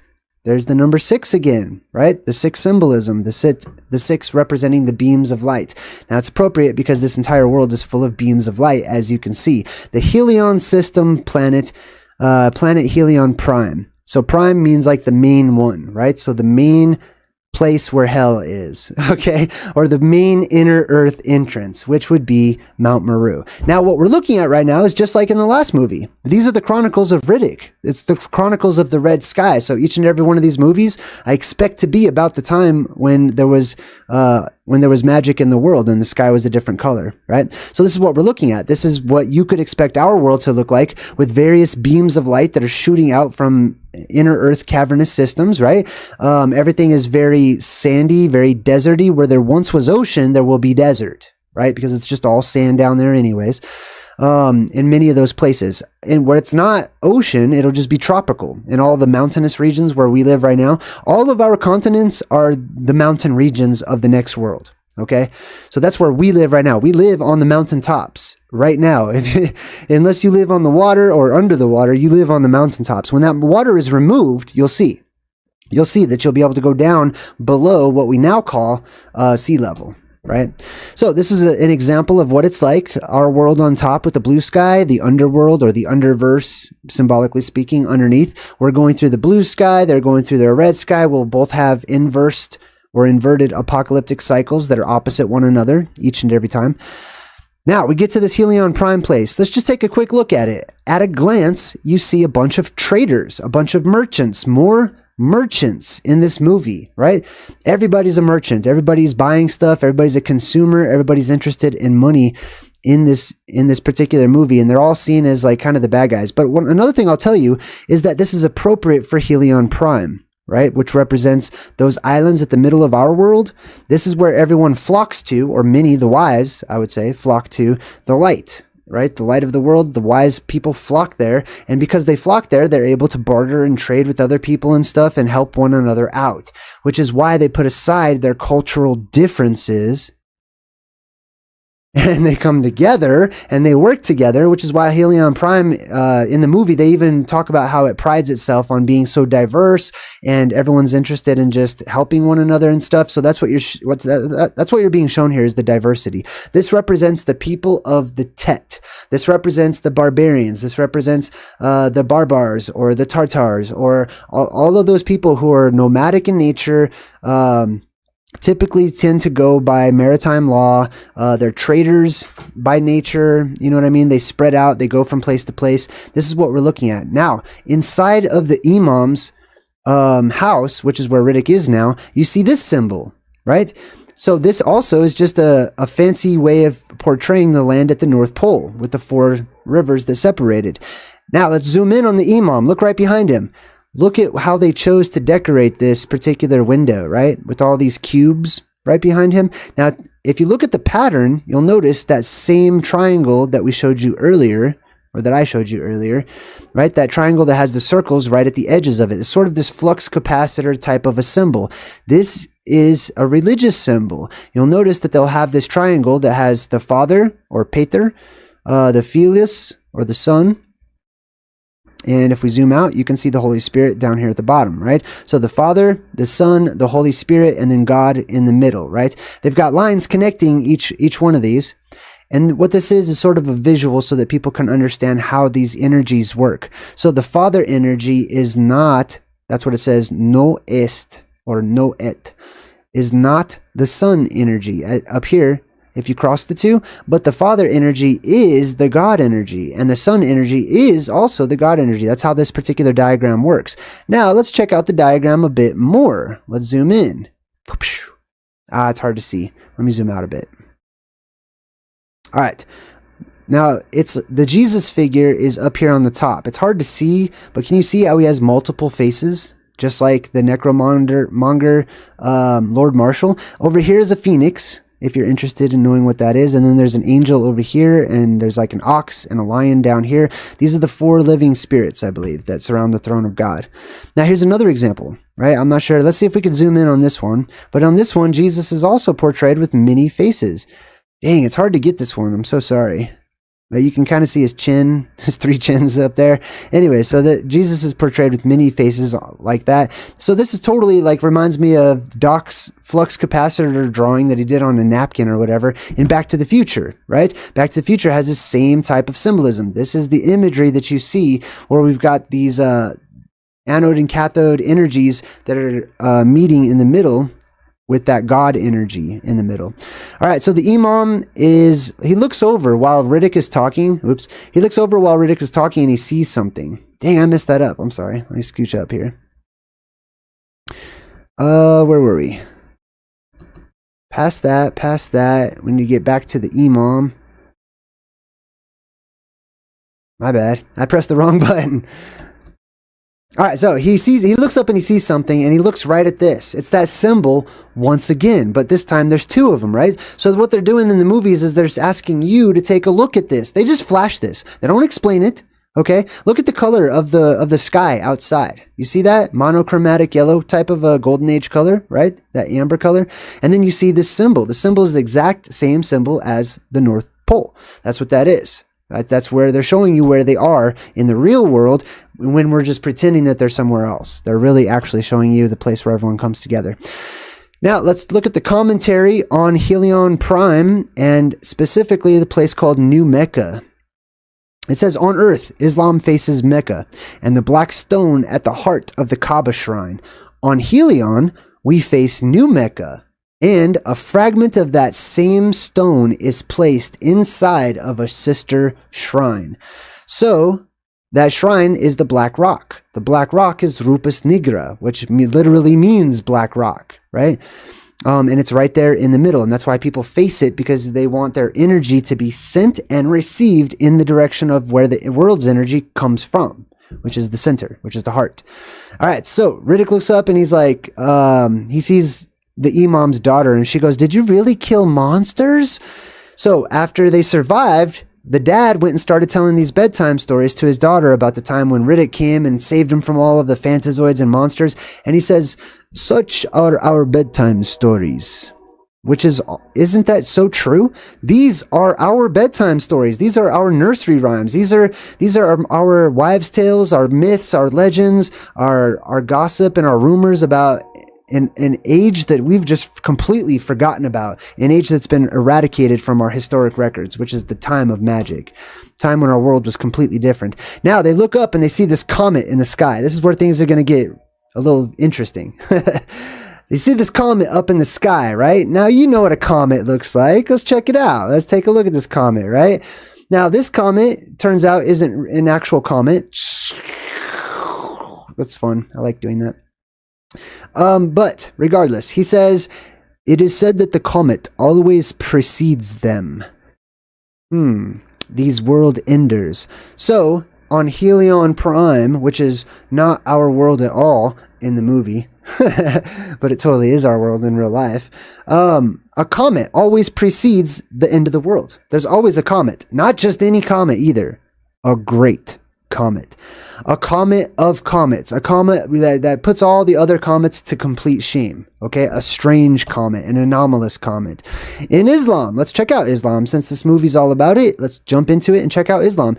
Now it says here, a great comet appeared in the time of the promised Messiah, according to the prophecy of the holy prophet, referring to the time prior to the advent of the Mahdi. The Mahdi.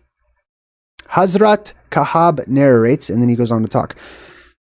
All right, I'm just going to summarize that. It's kind of hard to understand. Basically, in Islam, they say that there's a prophecy that a comet will rise in the east. It will rise in the east, and it will shine as the moon shines. It will be brighter than the full moon. And that is one of the prophecies that you can look for before the world ends. They also have a prophecy where the moon will split in half, which is really interesting. But this whole thing where the bright star coming from the east, a comet that comes out of the east just suddenly appears out of nowhere. Excuse me. That is one of the signs and the omens. I look kind of beat up today. My eyes look super tired. I'm so sorry. I feel bad. But the show must go on. I just woke up super early. I've been doing stuff all day. It's nice. My boy is with me today, so I get to pick him up early and be a dad, so it's good times. It's also just it's tiring, but it's fun. All right, so anyways, it says that a comet will rise from the east. A star having many tails will appear. This is in Islam. Now, so here we go. Now check this out. Let's figure out what comets are real quick, okay? Now, most people would look at this and they'd be like, oh yeah, I know what that is. That's a slushy. That's a slushy on fire out there in space, right? It's just a ball of ice that's flying through space, and the closer it gets to the sun, then it starts burning some of that slushiness off, and it creates gases or something, and it makes a big tail. That's what you've all been taught. That's what I was taught. That's not what a comet is, though. That's just one idea of what a comet may be. So check this out. There is something in optics known as chromatic aberration. Okay? Chromatic means comma, or it means a comet, basically, okay, or a comet shape. Chromatic aberration. Let's zoom in on this a bit because this is pretty important. Chromatic aberration in an optical system refers to aberration that is inherent to certain optical designs or due to imperfections in the lens, or other components that result in an off-axis point, sources such as stars appearing distorted or appearing to have a tail like a comet. So if you're a photographer, you're probably more versed in this type of lingo, but basically what it means is if your lens is messed up, it can mess up the image. Okay, the image can become blurry, it can become distorted, it can change colors, and the colors can look all weird and stuff. I actually purposefully distort some of my images when I'm editing out my pre-recorded videos, and I use these effects. So this is how I know about them, right? So chromatic aberration is an optical effect that is a distortion of where the light is coming from to create the image. This is going to make sense in just a minute. Let's go ahead and hold on a bit longer. Now it says the comet shape in chromatic aberration is due to the refraction differences when light rays pass through the various zones of the lens. And then down here it goes on to say, the extent of distortion depends upon the shape of the thin lens. In the absence of any aberrations, rays passing through the lens will converge at the focal point behind the lens. This would give us a star, a nice, crisp, shiny star, right? But rays that are traversing in an off-axis region produce varying transverse magnification. Chroma becomes apparent when the rays from the object enter the lens at an oblique angle, causing the image to be off-axis. So let me explain this in layman's terms. All this means is that if you have a lens, right, and you pass light, let's say the lens is shaped like a dome, because it should be. The light passes through the lens. If you have a crater on that lens or a dome on that lens or something, all the light that hits that particular region or that area is going to be slightly changed in its direction, which is going to slightly change your image, making your image appear blurry or other things, right? So here's an example. Somebody set up this little magnifying glass or this little lens or whatever it is here. They're passing light through it and they're putting it perfectly straight, which gives you a little star, basically. It gives you a little point of focus right there.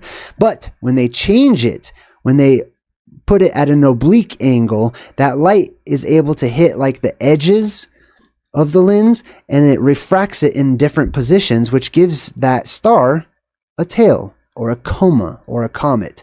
It creates a comet, basically. So I believe this is what happens in our sky, and I also believe this is why our ancients looked at the sky and they regarded it and they knew more about what it actually was, and therefore they knew more about how it actually works. So they were able to use it for what it is good for, which is a clock.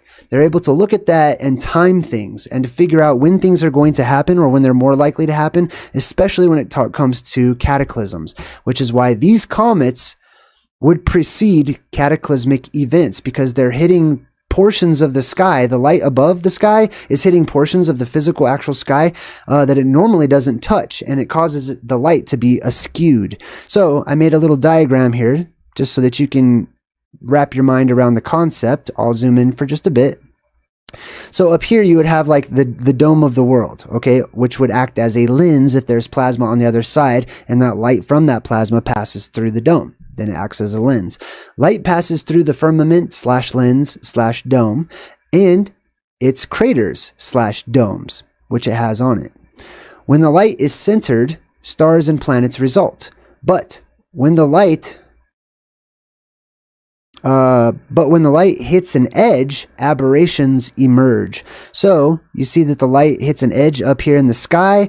It comes down to a near focal point, but it creates an aberration in our sky, which gives us a comet, basically. All right, so it's just optical. That's just my perspective, and it's one of many. So take that if that helps you out. All right, so now we meet the elemental. This chick's made of wind. And she says, it is the name that will convert or kill every last human life. The bad guys, the necromongers. They were once... but there was one race that would not bow to the necromongers, right? So there's a group of individuals or a religious system that goes from planet to planet trying to convert everybody to see it their way or they die, basically, right? And there's one race of people, which are the Furyans, that would not accept that. They said no. Each and every time. So let's say the necromongers were like, well, you know, we'll lower your taxes or we'll give you some benefit or something. The Furyans were like, no, we're not having that. Hey, Sage, thanks for your donation. I appreciate it. Oh, thank you.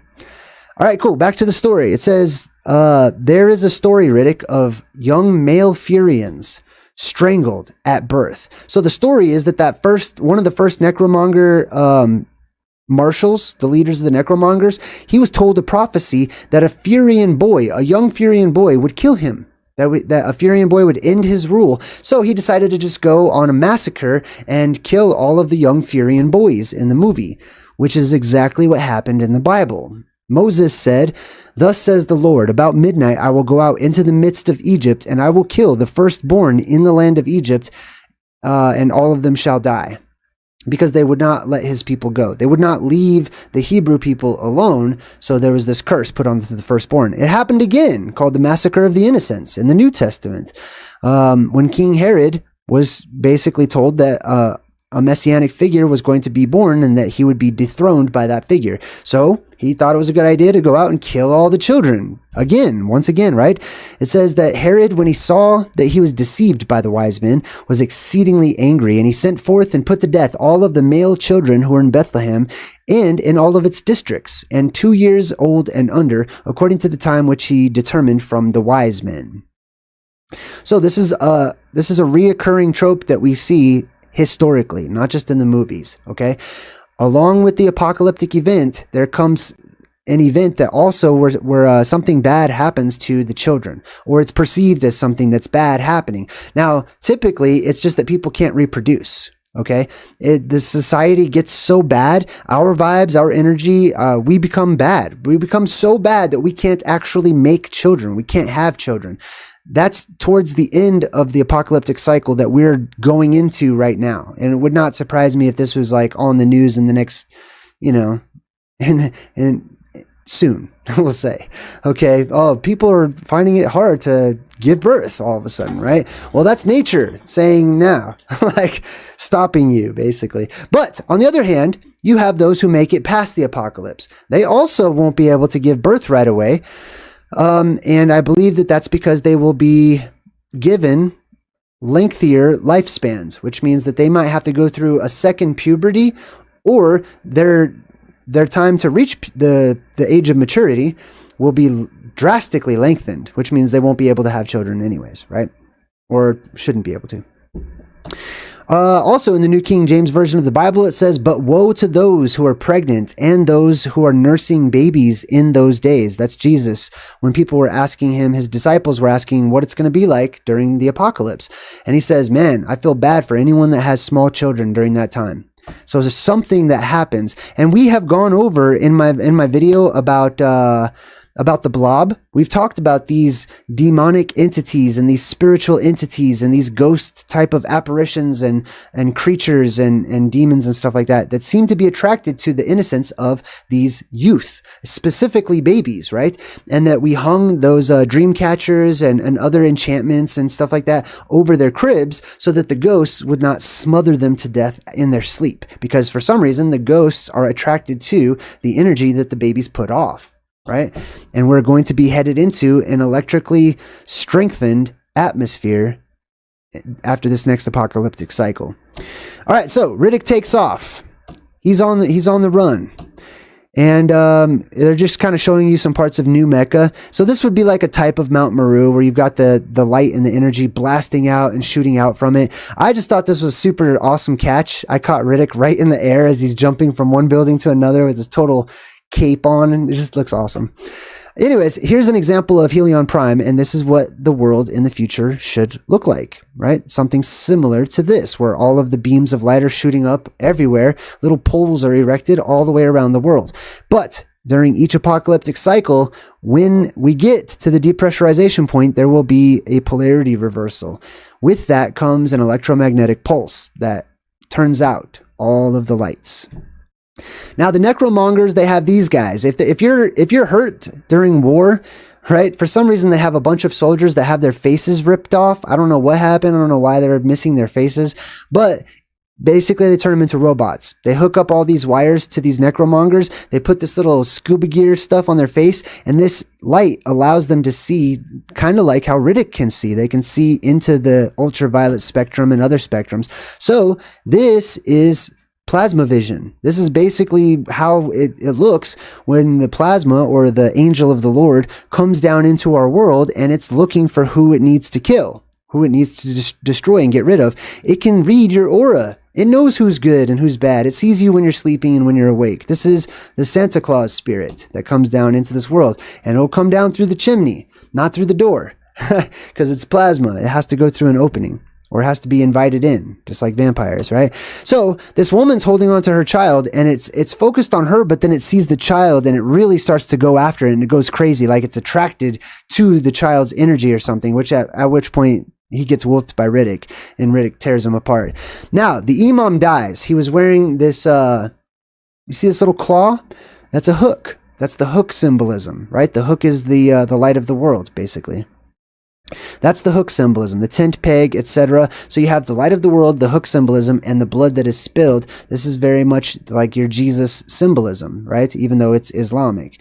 And they have all of each religion has their own version of all of these symbols and stories and stuff, right? All right, so now we can see the golden age. We can see that the towers are being set up. The pillars are set up. There's a little dome in the middle of the city too, which is where we're going to see them all gather together. Now we meet the Purifier. The Purifier's job in the necromonger community is to convert people. Basically, he's a preacher, okay? He's trying to gain as much converts as he possibly can. He's a talker. He says, drop to your knees and ask to be purified. Now, I will agree on this level. We need purification, okay? The world I'm looking at needs to be purified. Like, I would like it to be purified, okay? It's not very pure. It's not very wholesome. It's not very kind. It's not very loving. It's pretty bad so far, okay? But I want to stop myself. That doesn't mean it's all bad, okay? Please remember that. This can get depressing. This can cause anxiety with people. People can let this affect them, and they can walk through and trudge through the swamp of sadness and have bad thoughts because they live in a bad world. I want to encourage you real quick, all of my YouTube and stuff aside, okay, and this presentation aside, remember, there's always good. So if you're feeling overwhelmed because the world's a crazy, upside down, messed up place, please, I need you to focus on people like us, others like you that are out there in the world. We're all struggling. We're all going through it, but we're all going through it together. Don't give up. Don't give in. Don't be like them. Don't change. Don't die. Hold on and keep going, because I promise you it's going to be worth it if you make it. Check this dude's head out. Doesn't it look like he's wearing a face hugger from Alien, right? That also is like a big clue that these little face hugger things like distort your perception of reality and stuff like that or whatever. He's wearing this little skull cap, right? His buddies are wearing them too. If you check this out, we zoom into these, you can see they're all having them. They all have them on. They all got them on. Boom. And it's almost like they're representative of some kind of phantazoid or something, maybe that actually does try to dock with the head or something. I don't know. All right. So the Lord Marshal gets pissed off when this guy's like, we're not bowing to you. We're not going to do what you say. We're independent and we support diversity, etc. And then he's like, okay, I'll just take your soul. So he walks right up to him, whoosh, rips his soul right out of his body. Right? And you can see he's just kind of choking his spirit. Like some Mortal Kombat stuff. Basically like Shang Tsung on Mortal Kombat. So he pulls his soul out of his spirit. These are the soul eaters. This is what this represents, right? So this woman right here with the top hat, she's from Dr. Sleep, or the sequel to The Shining, right? She also has the shining in her eyes. And the reason she has that shining in her eyes is because her and her group of friends, they want to live forever. So how do they do that? Well, they have to strengthen the soul. The soul is being subject to entropy. The soul is being subject to death and decay and stuff that's happening in this world. So you need more soul. What do you do when you need more soul? Well, instead of exercising their existing soul to make it stronger, what they do is they take a shortcut and they go and they eat other people's souls. Okay? They merge the other people's souls or the weaker souls with their souls, and they take it into their bodies. And that's what that whole movie is basically about. Also, the same thing with the Skeksis, right? And the dark crystal. They also want the essence. They want to live forever. So they, instead of strengthening their existing energy source, what they do is they just steal the energy source from other creatures and they pull it right out of their bodies, just like this Lord Marshal did. So Riddick's pissed. He goes up. He starts fighting this one necromonger. This dude already has a knife in his back. Then the story is that this necromonger, there was a war between the necromongers and the Furyans because the necromongers wanted to kill all of the Furyans so that that prophecy couldn't come true, right? One Furyan had stuck this necromonger in the back with a knife that they say nobody could pull out. So he left it there sort of as like a victory trophy. Like, yeah, try to take this knife out of my back, right? Nobody could do it. So Riddick whoops this dude and totally jacks the knife right out of his back, uses that same knife to kill him.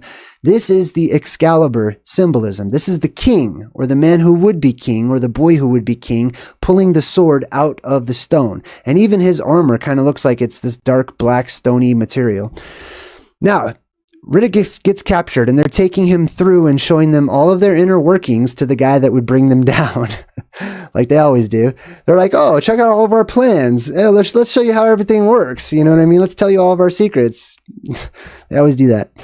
So it says these are people who are converts receiving the mark of the necromonger. So they have to get this injection and they receive what they call the mark of the necromonger or the death traders.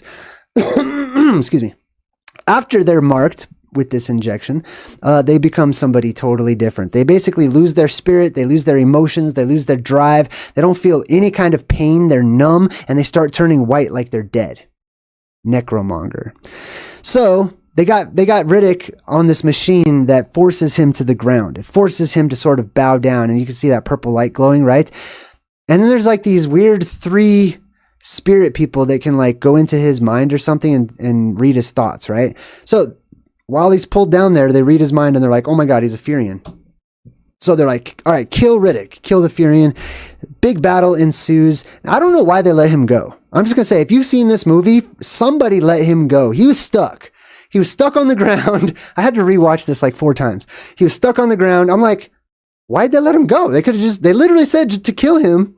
And then somebody lets him go from this machine that's holding him to the ground where they could just walk right up to him and kill him. Somebody let him go. I couldn't tell who it was. I think it was the Purifier, but they don't say in the movie. They show somebody. It was definitely either the Lord Marshal or the Purifier. I don't know why either one would do that, but the Purifier in the end, you'll see, happens to be a good guy. So I think it was the Purifier.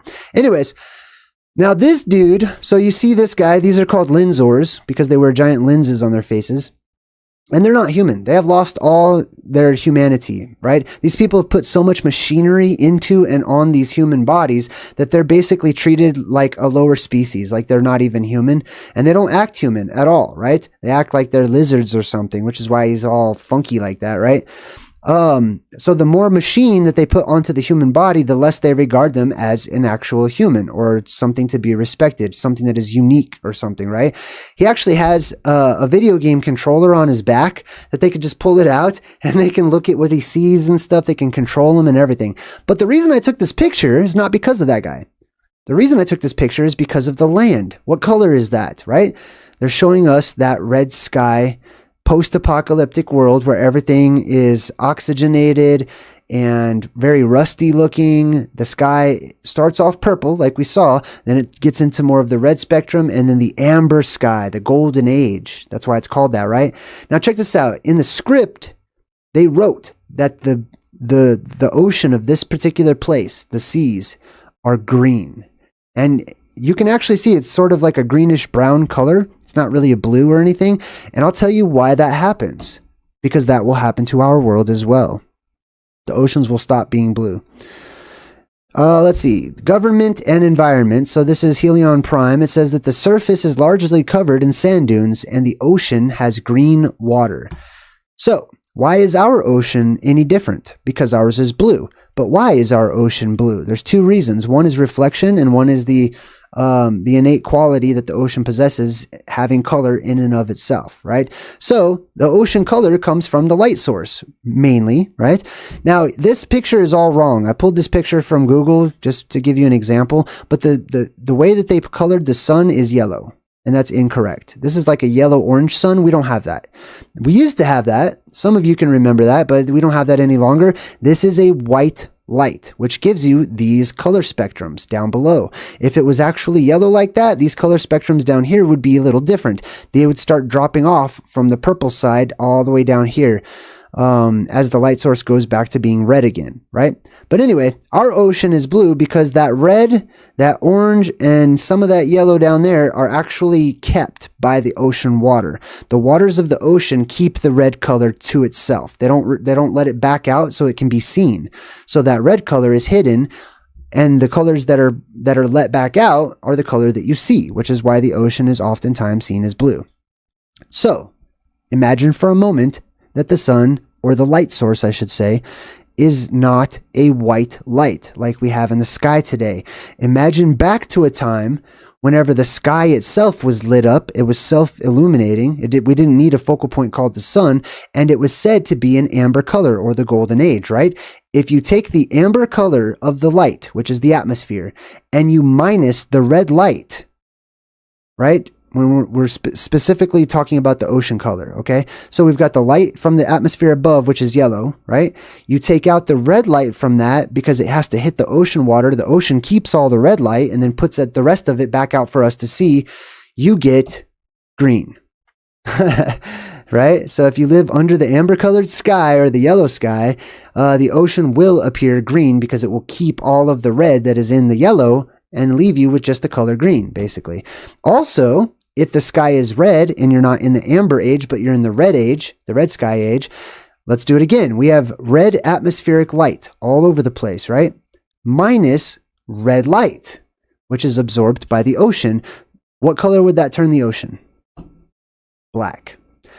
That would make the ocean black. However, remember, there's two places that color comes from in the ocean. There's the innate property, which is black, but then there's the reflection on top of whatever color is above. So after adding the surface reflection of a red sky back onto a black ocean, you get, boom, wine dark seas, just as was described by Homer. Wine dark seas. All right, back to our movie. So, the Surgeon General, or whatever his name was his name? The General Marshal or something? Anyways, the leader of the bad guys. He says, we're going to approach from the night side. Now, remember, they come in the form of a comet, right? So what they're going to do is they're going to approach from the east. So this is the comet of death. This is the harbinger of destruction and cataclysm that they're saying they're going to come from the east. They're going to come from the night side, which was also reciprocated in that Islamic prophecy that we looked at. Now they go to this planet called Crematoria. Crematoria is going to be a place that's representative of our world today. When that sun continues to change color and it starts to turn blue and it bakes the surface world. It starts to heat up everything in a circle. So he goes down into the bowels of the earth once more because he represents the light. So the light goes down, the light comes up. It retracts and it shoots out, right? It goes back and forth in patterns. So he goes down into this place where these people are actually safe from the surface. So while it is a penal colony, or it feels like one, right? Like they're all stuck down there. This is just like that movie, The City of Ember, right? They're down there. It's almost like they feel stuck, like they're in prison, but they're forgetting that they're safe from the surface above, where everything's on fire for a time.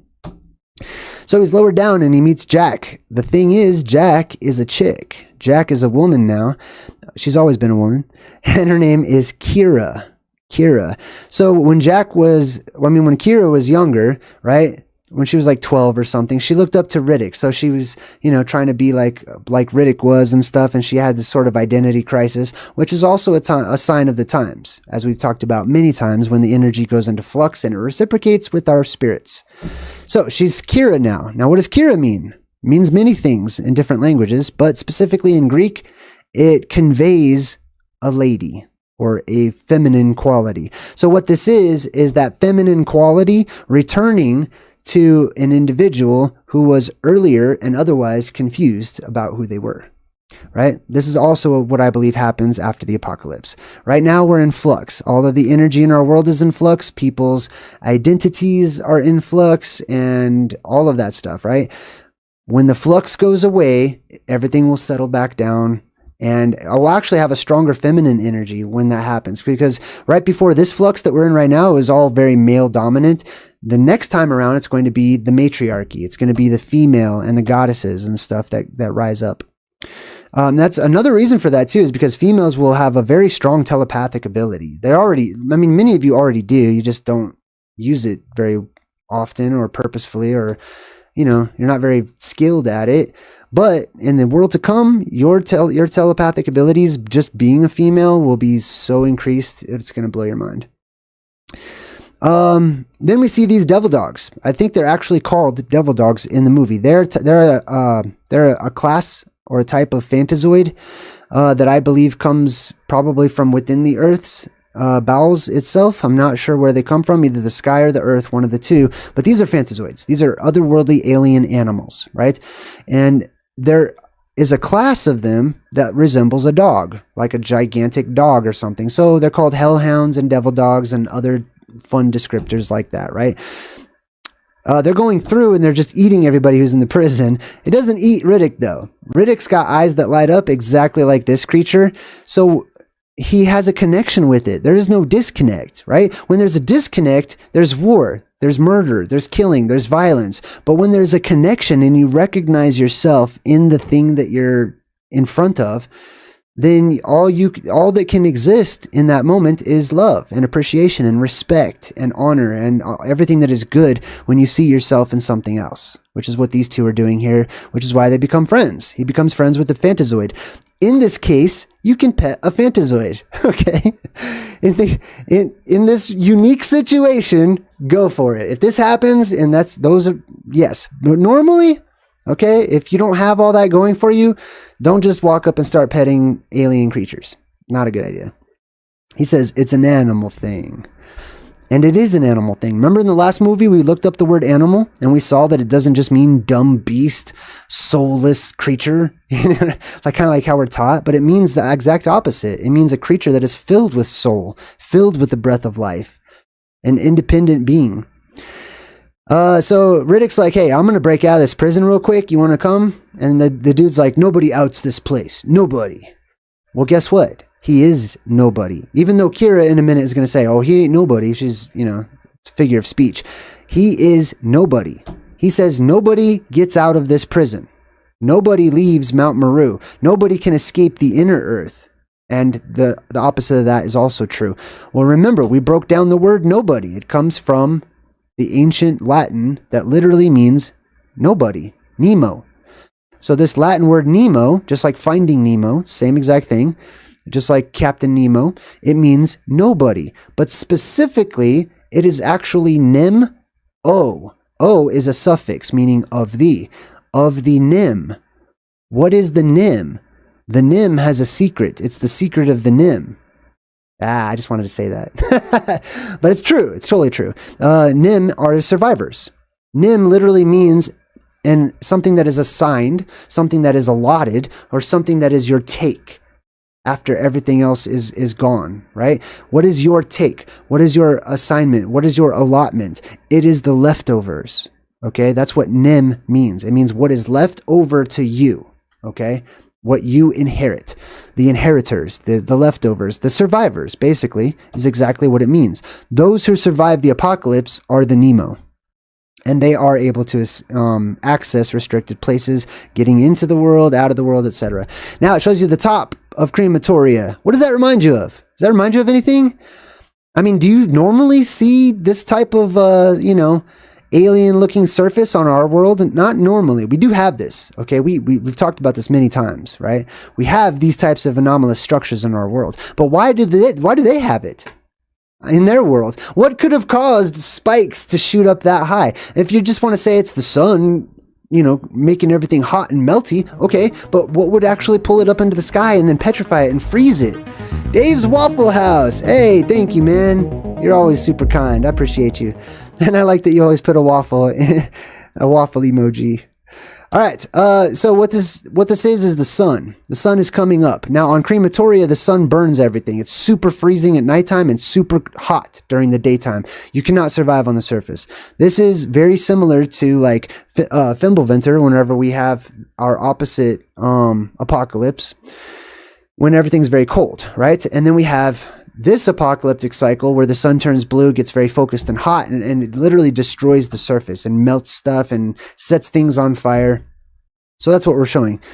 That's what we're being shown. Now Riddick finds a way out. He jumps back up to this rope. He comes up the way he came, and the people upstairs, or the inmates, follow him up to where the guards were. The guards took off, right? They're trying to get to their airplane and get out of there because they stole all the money and stuff, and they're all trying to leave.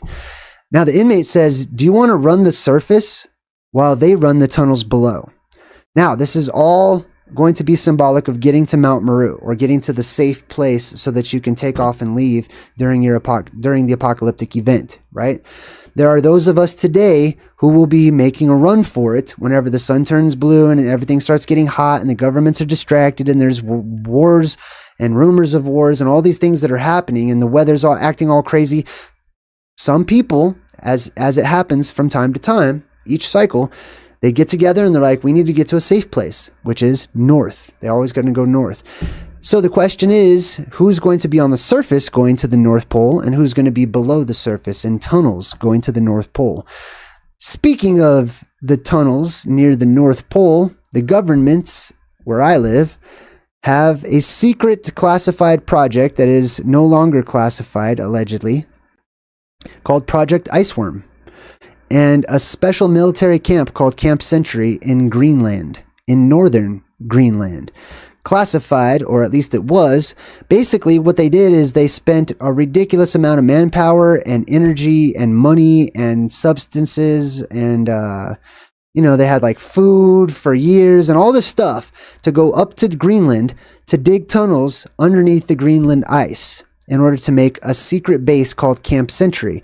Now, Camp Sentry, admittedly, by our own government, was a cover-up for what they were really doing. That's a double quotes, okay? Because it's a double cover-up, all right? So, Camp Sentry was what they highly publicized. This all happened during the Cold War, by the way. Camp Sentry, they're telling everybody, America's like, oh yeah, we're just going up to Greenland to just to test out what it's like to live in the cold. Yeah, we're just going to test that out. And everybody just, I guess, believed that. But they made it all publicized and it was very in people's faces. So they said this was a cover story for the real story. The real story was that they were going up there to build this camp where they were actually going to store nuclear missiles so that they could shoot Russia. Basically, right? That's the real story, which is the real cover story, actually. And it was called Project Iceworm, which is really interesting, digging tunnels in the ice, right, up in Greenland. So they went up there, they dug out all these tunnels and stuff, they created this whole underground city. They spent all of these man hours really making, and they have stuff like this everywhere. This is just the United States, and this is just in Greenland. They have this in Siberia, they have this in places where there's permafrost and stuff, where they've digging all these holes that are way up towards the North Pole, under the ice. So they dug all of these ridiculous systems and tunnels under the ice, created this whole underground city, and then 6 years later just said it didn't work, and they just abandoned it. They left nuclear waste, allegedly, all this stuff, right? And they're like, oh yeah, we didn't take into consideration that the ice might move, so we just quit. Okay, so you have the official, there's two cover stories. There is the first cover story, which is, oh, we're just going to go up there to study science in the cold. That was their cover story, right? Which is stupid, especially during the Cold War. And then they have the secondary cover story, which is, oh, you got us. We were going to put nuclear missiles in there and we were going to start a war with Russia, but the ice is moving, so we can't do it anymore. Which is like, why would you even admit that? Like, what? Even if you got caught red-handed, why would you even admit that? Like, even just that knowledge should or could definitely start a war with another country. They could be like, oh, really? You were going to do that, huh? All right, well, let's do it, So it's a secondary cover story. They're not really going up there to bury nukes or whatever under the ground. What are they doing? They're going way up towards the North Pole, way up towards the place of, where giants are said to live and stuff like that, digging super long, expansive tunnels and stuff with all of this. Basically, they're digging tunnels to the North Pole. It's a possibility. Stay behind the night, he says. You have to stay behind the night, right? Up there on the surface, you can't be out in the sunlight. I don't know how they dealt with the freezing cold temperatures and here they said it's like negative 200 degrees or something. So I don't know how that worked out. But at nighttime, they can go up on the surface because the sun is not baking everything. He says we have to stay ahead of the sun, which is exactly what we see popping up in many of our pop culture movies and TV shows and stuff, that the sun is going to destroy this world, that it has the very strong possibility that it could do that, right? There's Into the Night on Netflix where these people are on an airplane. They have to stay away from the sun because the sun is destroying the earth. Every time it goes around, it's destroying things. So they have to stay in front of it on this airplane. This is a movie we broke down on my channel already. This is called LX 2048, a lesser known movie, but man, it's a gem. Set in the future, LX 2048's world sees humanity adjusting from the devastation that is caused by the sun becoming toxic. People can only go outside if they wear protective gear, which means that the vast majority of the population has switched their daily routines to waking up and going out all night. So people become nocturnal because they can't go out in the sunlight. Check it out. This is the thumbnail for it. Truth in Movies, LX 2048 on my playlist. The way that their surface of crematoria looks like also reminded me of the asteroid in Armageddon. Also a very similar concept, that they were working and they had to work in the nighttime and they had to hurry up before the sun came out, because when the sun came out, there's destruction and stuff. Very similar. Also the movie Knowing with Nicolas Cage has a similar fire from the sun sweeping across the world or whatever, right? That's because the sun is going to get hot, and it's already hot, okay? When I was a kid, it was no problem hanging my arm out of the car window on a sunny day when I'm going for a drive. I can't do that. The second that the sunlight hits my arm, I can feel microwaves. I don't know if they're actually microwaves, but that's what it's like. It's like my arm is being microwaved. It's hot and it's getting hotter. So here they are up on the surface, while meanwhile, the government type people are down below running in the tunnels. Everyone's trying to get to the North Pole. Everyone's trying to get symbolically to Mount Meru.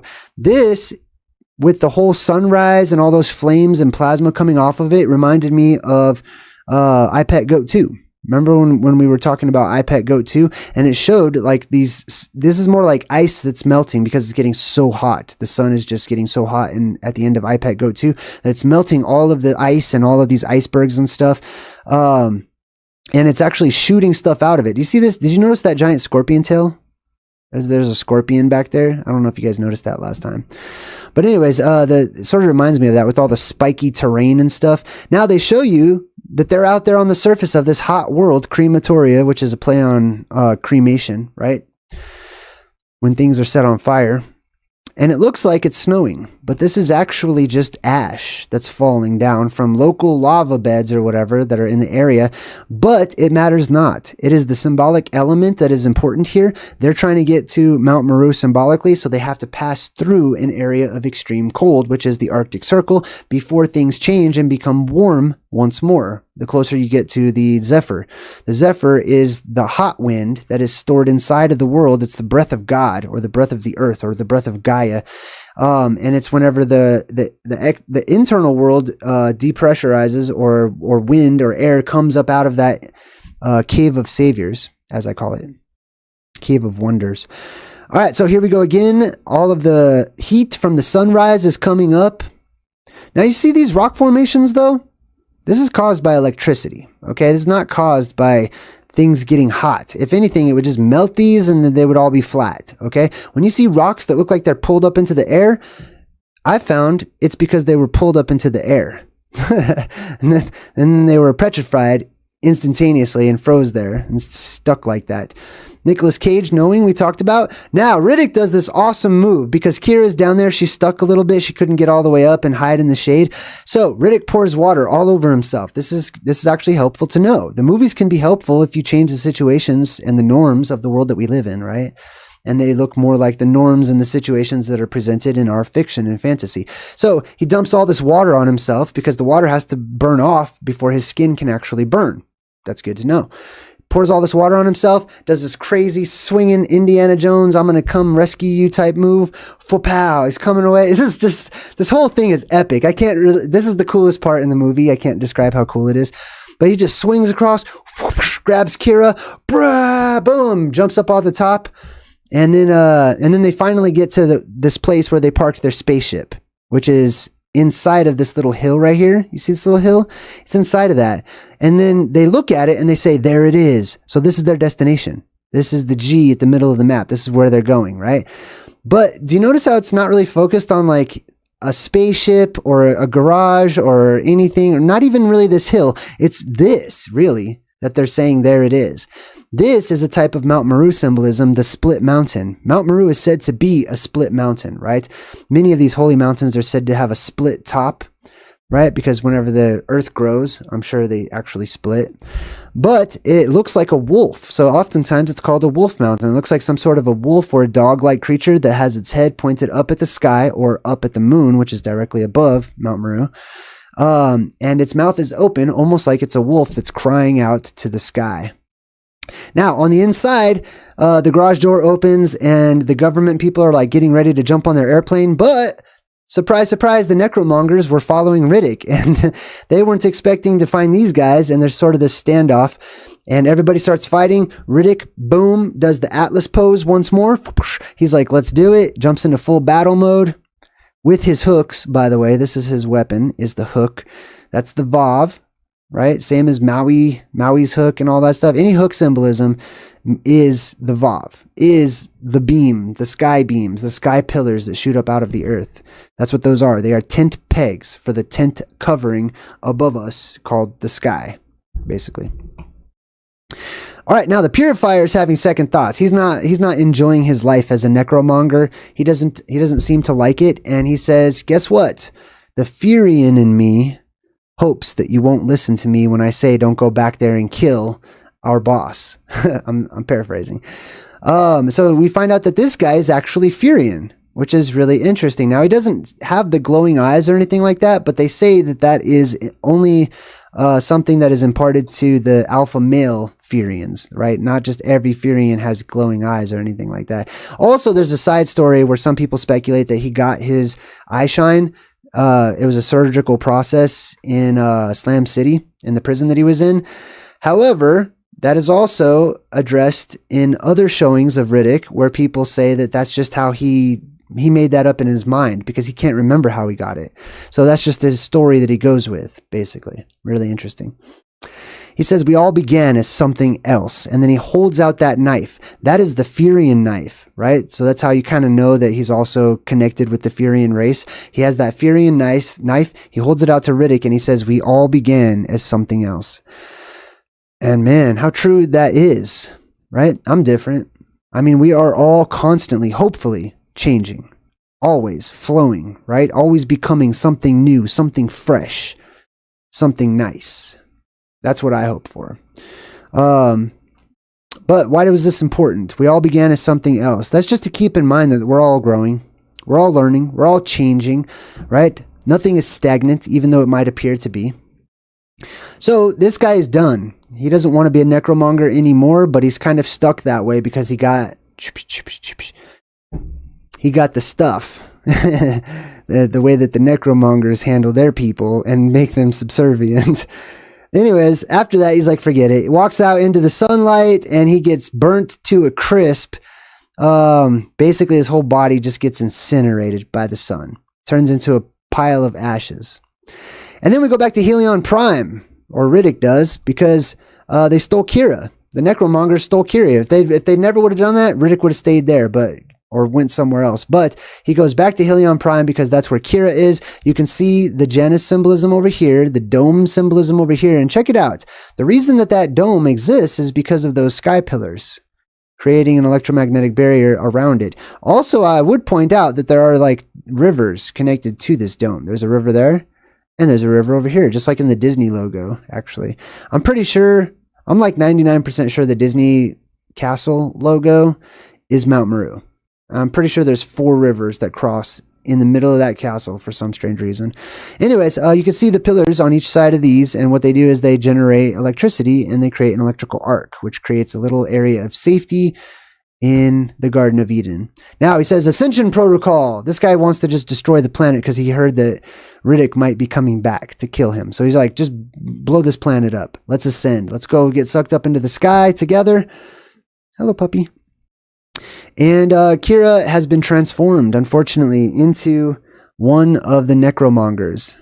So Riddick's pretty pissed about that. So he gets into a fight with the general or the marshal or whatever. And the marshal tries to take Riddick's soul out, but he can't because his soul is that strong. When you have a very strong soul, it's hard to take that soul away. It's hard to take that person's spirit. It's hard to take that person's energy. If you have a weak spirit or a weak soul, it's very easy. Like, it's super easy to take that person's energy away, to take their spirit away, to take their soul away, but not Riddick. He's energy filled, just like we will be once again one day when energy is restored to our surface world. All right, so the marshal's pissed off. They're both fighting each other. He's grabbing Riddick's spirit face, and Riddick's like resisting or whatever. And he totally whoops the Lord Marshal, who's down. And then the second in command gets up to try to kill him so that he can be the leader. And this guy can actually run in the spirit. So he takes off to try to avoid death, but he runs right into Riddick. So his spirit is right there. Riddick takes out a knife, and he's so pissed off that this dude killed Kira that he plunges the knife into his head, breaks it off, and then, even though he's clearly should be dead, right, breaks the knife off in his head, and then takes a knee right to the face. Pow! I feel like that sometimes, right? But anyways, he takes a knee, bam, knees him right to the face, knocks this dude out, and then he's just tired, man. So he sits down like Conan the Barbarian on this little throne that was once somebody else's but is now his. Look on either side of this throne. Remember that Janus symbolism? We were talking about how there's 2 pillars on either side. Riddick has his own pillars too, because these are 2 opposite ends of the same coin, okay? Mount Meru and all of those places in the middle of the world, as I've been talking about, they're seen as evil when the energy is gone. They're seen as chickens. They're seen as those gods that abandoned us and left us and made the world a bad place, and we're suffering because of it. And now there's disease and entropy, etc. But when those lights return, people forget all about that, and they're like, "Oh, yay!" and they celebrate and they're victorious. They're very much, biased in how they look at these elements. And they zoom out, and Riddick takes the throne, because in the necromonger community, you keep what you kill. And since he killed their leader, Riddick becomes their leader. Also, I would say this too, that oftentimes in the movies, they're showing us these leaders, and the people are just following. They don't really like their leader, right? The movies are just showing you like those are the bad guys, but oftentimes the bad guys themselves in the movies, they don't really want to work for the king, the evil king, or the evil queen, or whatever. Remember in the Wizard of Oz when they killed the witch? All of her servants were like, "Oh, man, that was awesome. Thank you for doing that." Now, you think this is the movie starting off, but it's actually another production company that is showing you their logo. So you see the sun and the earth, and then the sun is eclipsed. So we have another eclipse symbolism. The sun is eclipsed by the earth, and you just see this black hole up in the sky, which is what it is. It's a hole in the sky. That's why they're called black holes. They're holes. You can't have a hole in a hole, like a hole in space or whatever. You can have a hole in a physical object, and they're showing you that black hole that opens up in the sky with the light emanating from behind it, and it's called One Race. This production company is called One Race, and it shows you the world on the top there. Very interesting, all in red. So we kick things off on the last Riddick movie. Last time on Riddick, right?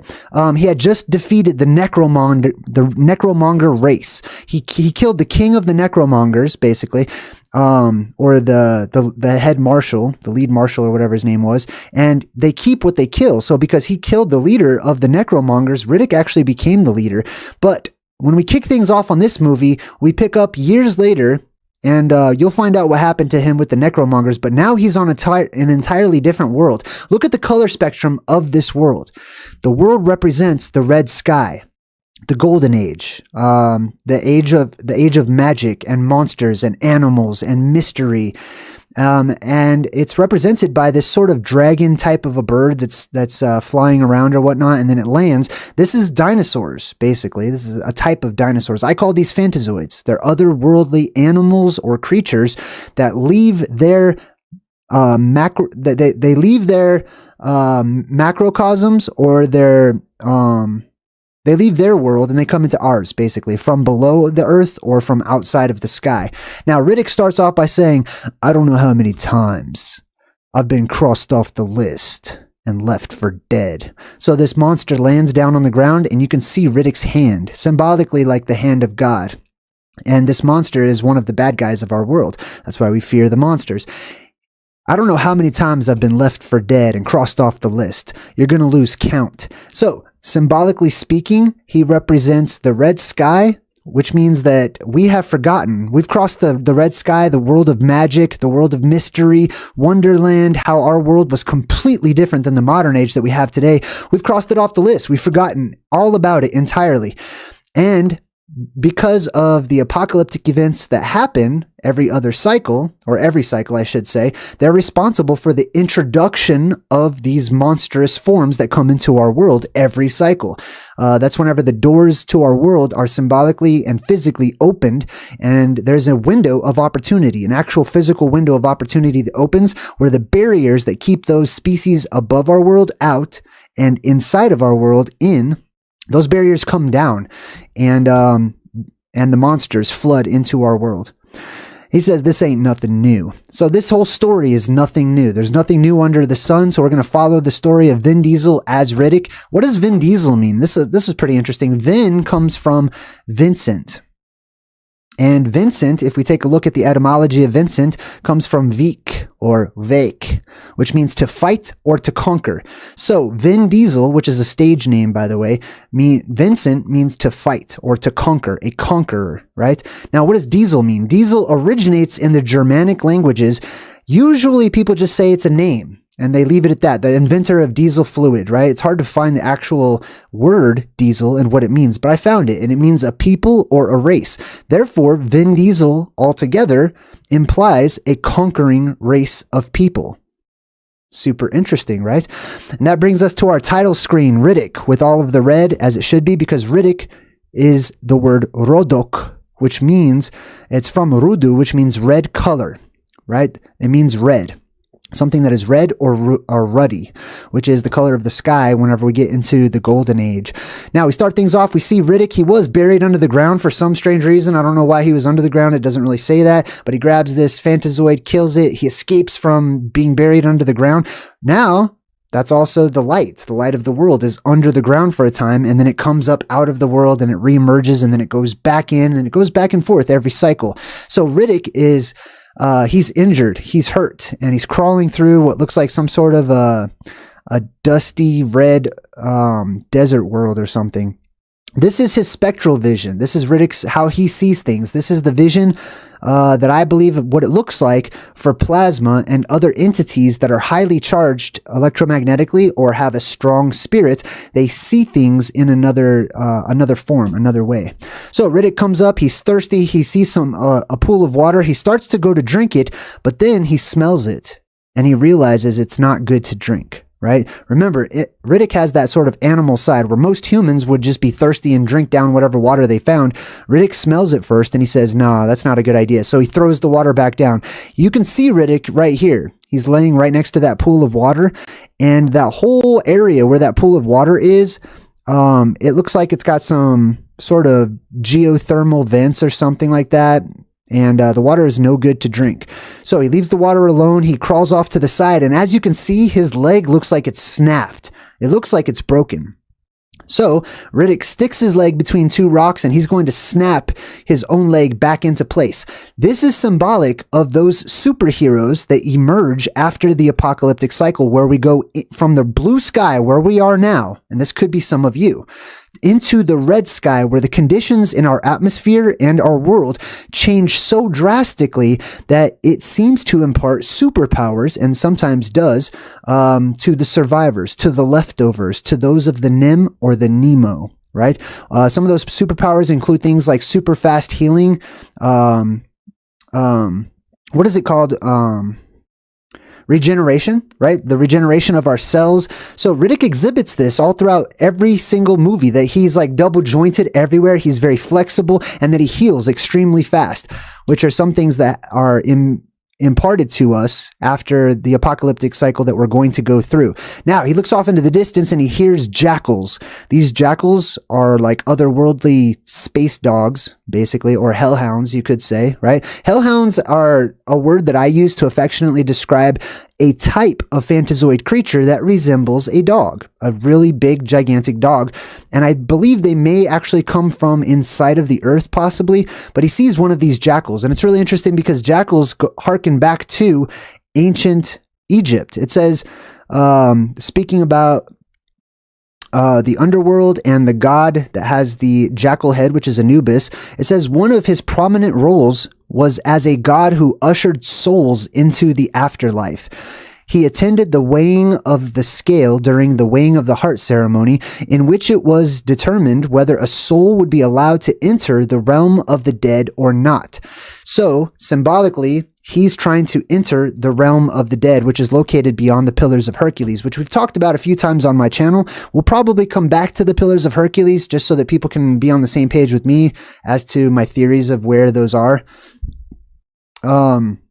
So he jumps down into the water, and he's actually hiding from these jackals because he doesn't want to get torn apart by these dogs when he's all messed up. So he's down underneath the water. The jackals are leering at him from above through the water, but they don't want to touch the water. They're afraid of the water.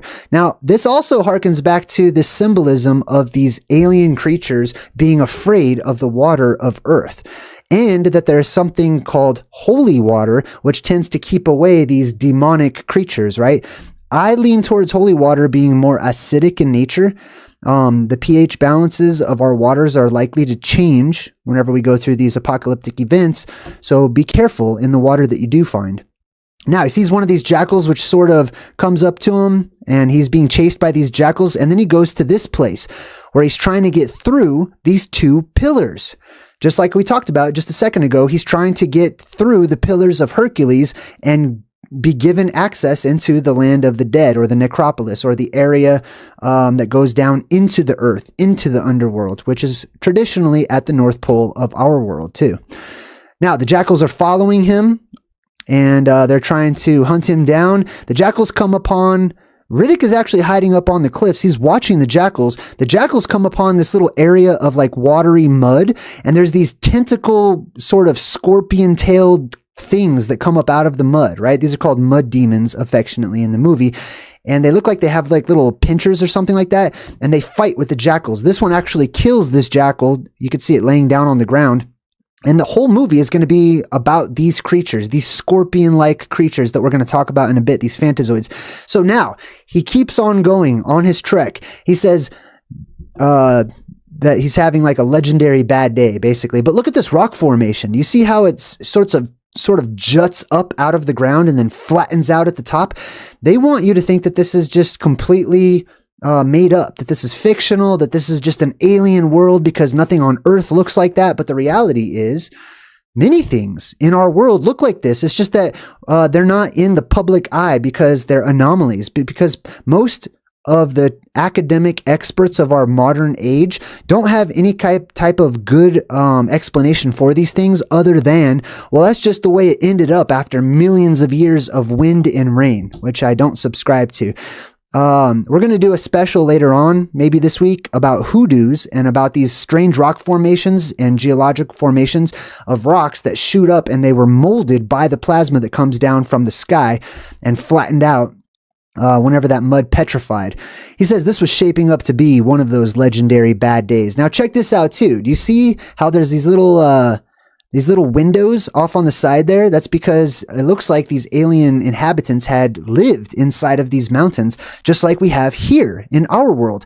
After one of our apocalyptic cycles, people carved out houses and homes, not just in the earth, but in those rocks that shot up out of the ground.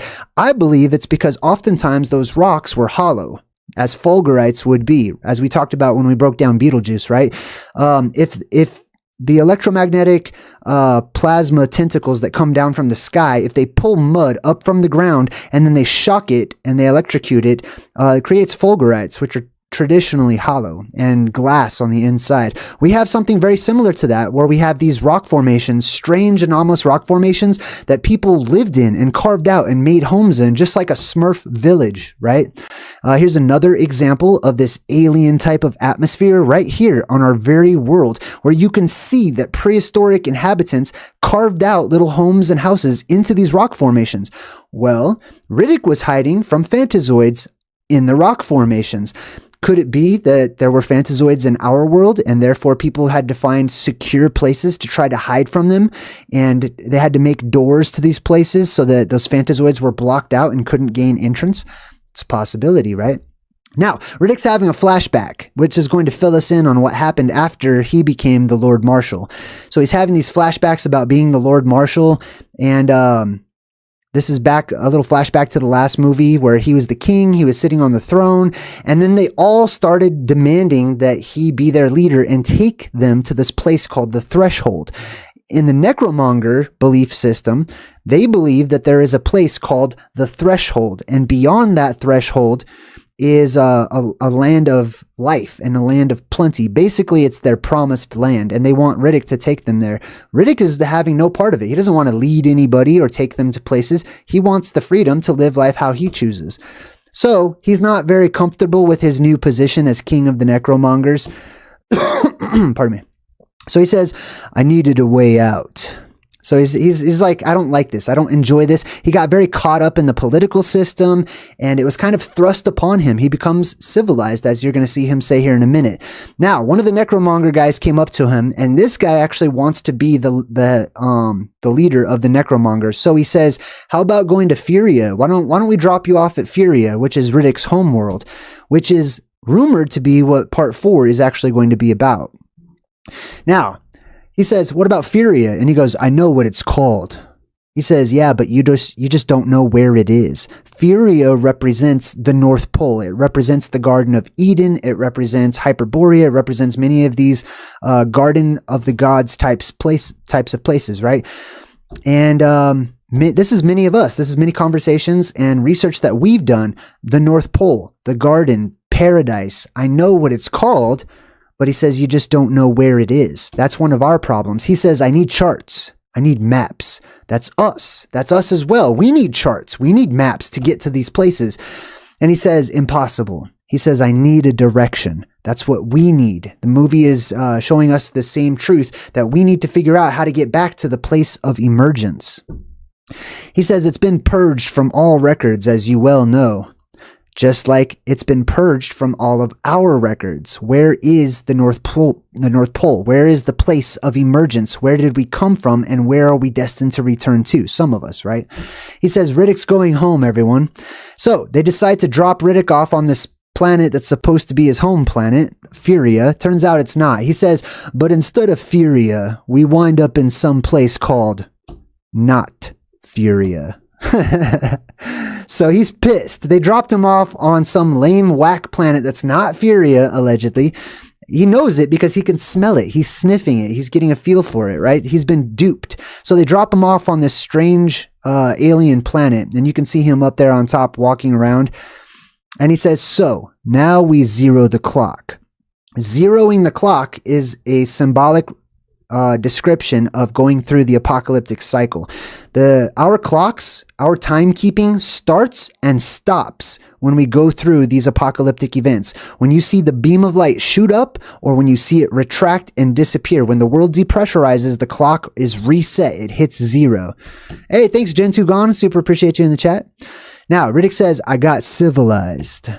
I gotta find that animal side again. So that's us. That's our world. We have become civilized. We have lost touch with our earthly nature, with our animal side, right? And we've become so civilized that we cannot any longer survive. We have to depend upon these systems that have been set up for us. So you can see here, Riddick's actually doing some rock climbing. He's trying to get a better perspective. So he raises his perspective by going up higher. Now he has a higher perspective, and now he can see that there is a promised land or a better place to live in this particular planet where he was dropped off. He says, before long, I realized there was a whole other world over there of water, grass, and life. So he's looking between the two pillars of Hercules, symbolically speaking, and he sees this sort of field or this valley of plenty, right? And he wants to get over there, but he can't because there's this scorpion creature, this phantazoid there's a whole bunch of them actually between him and this promised land that he wants to get to. This is what it looks like. This thing sort of like sways back and forth like a snake or something, but this is just its tail, and its tail looks like a face. You see that, right? It looks like, it's specifically designed to trick people so that they're distracted by the tail, and then the real face of the monster reaches up from the mud and grabs them and eats them. The tail actually shoots out little, like it spritzes out like this sort of spray or something like that, and it makes noise and stuff. But if you didn't know what this creature was, you would think that this was its face. This is important, and we're going to come back to this because we're going to talk about scorpion men and spider people and centaurs and stuff like that, and how people may have actually mistook the tail for the head. Right? Whenever you're dealing with alien creatures. So Riddick jumps down. This thing has venom in it that causes people to pass out basically. And what he did is he took one of the children, one of the little baby scorpion things, and he allowed it to bite him when he was in a safe place so that he could pass out. And then he starts becoming accustomed to the venom so that he develops a tolerance to it, right? So this is Riddick fighting against the scorpion phantazoid. Now, there's a little tiny jackal puppy. Right? There's a jackal puppy that's right near one of these scorpion phantazoid creatures, and Riddick takes off and he sees the little jackal puppy and he scoops it up and he's got it in his arms and he's running and he saves this puppy, which is super epic. Like the pictures I took don't really do it a lot of justice, but it's like it's the cutest, most awesome rescue ever. So he becomes friends with his little jackal puppy, right? Which puppies, dogs, bears, all of these things have a similar origin. I believe that the origin of many, maybe all of the animals that we have here on Earth have extraterrestrial origins or interterrestrial origins, and that over time they adapted and they turned into the modern animals that we have today, like dogs that we have befriended or whatever. So he's got this, the dog ends up growing up over a little bit of time and he becomes friends with the puppy. And he takes his jackal dog friend and they go out and they look for signs of life. They're trying to find that little garden area. Now, this is really interesting. Speaking of Anubis, right? It talks about Anubis and it says that the god Anubis was also known as the first of the Westerners. Now, the Western that we have in our world today doesn't exist. All right. Western is just infinitely left, basically, okay? And east is just infinitely right. You know what I mean? Eventually, if you're on a ball and you continue to go west, you're going to end up east. Same thing if you go east, you're going to end up west. And it's all dependent upon your position and to others in the world that you live in, right? But in the old days, that wasn't true. In the old days, west and the westernmost extremity of our world was the North Pole, the place where you can't go any further until you're going into a different realm because you go down inside of the earth. Beyond the pillars of Hercules. It was the god was also known as the Lord of the Sacred Land, which is paradise. He who is upon his sacred mountain was another name for this god, Anubis. He who sits upon the sacred mountain. The sacred mountain is one of those mountains that the blue beams shoot up out of and fill the world with purity and goodness and oxygen and stuff like that. Now, he finds that there's some kind of a settlement way out there in the land, so he comes over to it. And the dog is getting really concerned. The dog sees something off in the distance, and he's hungry. And so check this out. Riddick takes out an MRE, which I had a lot of these in the military. Some of them are good, some of them are not so good, right? This one says it is, hold on, let me read this one. Let's zoom in and see what kind of MRE this is. Crab enchilada hash. Now, if you've been watching my channel, you know that crabs are bugs, okay? So he's about to eat some mushed up bugs out of this little package, right? So let's see what it looks like. He opens it up, it's like, it's all disgusting. It looks like a squished up bug. So he opens it up, takes a look at it. He's not too happy about it. And he tosses it over to his pup. And he's like, here you go. You eat that. It's all yours. The dog walks over to it and just urinates all over it. He's like, that's nasty. I'm not eating that. And he does it purposefully to show Riddick, like, I don't eat bugs just because I'm a dog. What are you thinking? So he's like, all right. Well, go bring me my reserve then. So instead of eating this MRE of squished up bugs, this dog goes and grabs like this huge Flintstones slab of meat or whatever. And then Riddick looks up at him and he says, where's yours? Which I thought was a funny dad joke of Riddick. And the dog did not like that. The dog was not happy about that. Or the jackal, right? He's like, that's not funny. Like, you better share that. So he's like, all right, let's eat. So they don't eat bugs. They don't eat squished up bugs. They have a decent meal. And then they see these clouds off in the distance. And the dog, or the jackal, starts growling at the clouds. He's like, that's danger. That's danger. And so they take a look at it. And he says, just because you've never seen it before doesn't mean it's a bad thing. But the dog knows something. The dog's from this planet, right? So here's the storm. Basically, this is the storm symbolism of the world storm, or the cataclysm that produces a tempest, that creates a storm worldwide because of the huge pressure differential that happens when the world depressurizes, right? So there's going to be a lot of rain. It's going to be a huge electrical rainstorm that introduces otherworldly animals, insects, bugs, creatures, humanoids to our world. And then he takes a look at it with his special X-ray vision or whatever. And he says, it looks like our time is up here. So this is what happens when the storm comes. There's a storm coming. There's a storm on the way. And when that storm arrives, time's up. All right. So he wants to escape. He wants to get out of this world. So he goes to this little building that he found, and he hits like the emergency beacon to let people know that he's there. And he says, like, basically there's all these bounty hunters that are looking for him, and they want to come because they want to cash in on Riddick. And it says that it's scanning Riddick, and he's identified as an escaped murderer and a convict, etc. Notice the green lights, right? Every time we see green lights, it's symbolic of the area at the North Pole and the Aurora Borealis. His full name is pictured on here. Do you see that? Richard B. Riddick. So let's break down his name, his full name, Richard B. Riddick. Richard harkens back to the word Rik, which means ruler, right? Or rich. Rich means ruler, which is appropriate because rulers are often rich, right? It also means hard. So Richard means ruler. B is a house. Okay, the letter Bet is just a house. So Richard B. Riddick is the red ruler of the house, or the red sky of our house, or our world that we live in today. Now, the second he puts out, hey, thanks for all your support in the chat, everybody. Ken Albert, I see you guys. Check this out. The second he puts out this distress signal, I swear, in the movie, it's like 10 seconds later. There's like mercs dropping in from the sky, and they want to cash in on Riddick. I thought that was kind of funny that they had him arrive so quickly. But they show up immediately. They got all these mercs that are out there looking for Riddick. They set up their equipment. Now check out this equipment that they set up. This thing is this robot. That's just like a pole, basically. And it opens up. It's got these 4 feet. So this thing in and of itself is symbolic of the land at the North Pole, or those 4 lands that are separated by 4 rivers. And you can see it's got this one arm that comes up out of those 4 feet down below. And then the arm reaches down and grabs this bulbous eye. So this arm, or this beam, has this eye at the top of it. This is symbolic of the beam of Mount Meru and the depressurization point, or the hole, the black hole that opens up in our sky.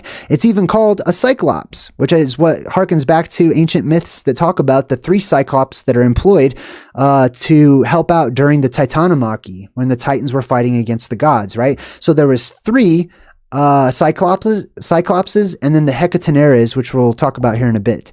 So let's check out cyclopses. What does cyclops mean? Cyclops does not mean a giant with 1 eyeball. That's not what it means. That's what it implies, and that's sort of what it means today in the modern age. But back then, that's not what it meant. It meant a circle eye, an eye that is a circle. My eye is not completely circular. If you draw an eye, it's more like almond shaped, right? But the cyclops is the round eye. The round eye, or the hole in the sky itself, the all-seeing eye, the eye of God that opens up in our skies above, right? That is met by that blue pillar. Now we've got some other mercs that drop down in, and they're all trying to cash in on Riddick, trying to catch him. So there's this drama, and the new mercs are like, hey, you better leave us alone. Like, we're catching Riddick, basically. But they're having some trouble. So you'll notice this merc has a little medallion, just like the other ones did. He's basically a space cop, and he represents those space travelers, or sliders as I call them, that go from world to world, jumping into new worlds. And sometimes it seems to me that there's this war in the heavens, that there is the concept of good and evil out there in what I call the fractal verse, where there are certain rules, certain space rules that you're supposed to abide by. If you're going to be a slider and you're going to jump into new worlds, there's things that you're expected to do and things that you're not supposed to do. And these space cops are always seen as following in after these fallen entities that go into these worlds and start changing things around. So this guy, you're gonna hear more about him in just a second, but they ask him for his help because they can't handle Riddick by themselves. So he says, I'll tell you what, you pay my crew, my fuel costs, and the rest is yours. He doesn't want the reward. He doesn't care about money, because these people, money is nothing to them, right? These people who rule over each of these worlds that they jump down into, they make money. They're the creators of money. They're the ones that come up with the financial institutions, the banking systems, the currencies, etc. Money is nothing to them except for a means to control the real value, which is life, which is human life. All right, so this guy's like, so you're going to give me the bounty on Riddick? And he says, my name is Johns, by the way. Exactly like in Pitch Black, right? There's a reason for that, which we'll find out in a bit. But this guy's name was Johns. Now, Johns is basically a short form, or another way of saying Janus. Janus and Janus is the exact same name. Janus is a god who presided over the beginning and the end of conflict, and hence presided over war and peace. Basically a type of cop, right? All right, so they jump on the mic and he's like, Doll, did you get your sniper rifle and barium rounds? We need to take out this dude. And they all have those badges too. So they say that they need barium rounds. What is that? You can see that there's some sort of a substance in these bullets that's glowing green, right? So that's barium. Now, if you look, they shoot the barium at Riddick's dog, and they're able to track it. So this barium is able to make it so that they can track the movement of the person who's shot by it. Now, check this out. This is real. This is why we call this truth in the movies. The movie is showing you something that they could have just made up. They didn't have to have it rooted in realism or in fact or in real life or anything. They could have just made up some stuff. They could have made up a totally different element that doesn't even exist, but they didn't. They chose to go with reality. Barium sulfate is used to help diagnose or find problems in the esophagus, stomach, and bowels. It's a radiographic contrast agent. Contrast agents are used to create a clear picture of the different parts of the human body. It also says contrast agents absorb or alter external electromagnetism or ultrasound, which means if you have this in your body, this particular form of it is not soluble in water, so it doesn't dissolve in water and hurt your body as much as it would if it was just pure barium, basically. But they shoot him. They're able to track him down, right? So they're looking for Riddick, and they go into this huge cave, and they look down into this cave. This symbolically is the Cave of Saviors, which Riddick should be in appropriately. Also Mount Meru. Inside of this Cave of Saviors, where many types of savior figures have been born in times past, they turn on their weapons, and of course, there is this electric blue light that comes up out of their weapons, right? It's literally electricity that comes up inside of this figurative magical cave, this cave of wonders, cave of treasures, etc. And you'll see that they have this in many of the scenes in Pitch Black as well. As a matter of fact, this whole movie is very similar to Pitch Black, as it should be, because it's repetitive and it's cyclical, right? Same stories over and over and over, just with slight differences in how they play out. So they turn on all of their electric blue lights, and they, like Ghostbusters, just start shooting things that they see moving around in the darkness and stuff. And then they get on the radio, and Johns is on there, and he says, this is Johns, this is Johns. But check this out off to the side. Did you notice the symbolism here? You see that? That's the Vav. That's that Y symbol that is basically the blue beam that splits into the top splits into two at the top. It's the split serpent symbolism, the double head of the phoenix or the eagle, etc. It's many different things to many different people, but it's basically the flux capacitor to me. Now he says, maybe you're all scared of the wrong thing, right? Because he comes up on this guy. Riddick throughout all these movies is not a bad guy. Everyone thinks that he is the bad guy because when Riddick appears, bad things happen. Why? Because he represents those people who have transitioned and survived an apocalyptic event, transitioning from the modern world to the new age, right? So they associate the blue beams that shoot up with the end of the world and destruction and stuff. And they have a perception that is opposite of the reality, which is he's not a killer. He's not a bad guy. He never once kills anybody on any of these movies without justification. Basically, he kills bad guys, which makes him a good guy.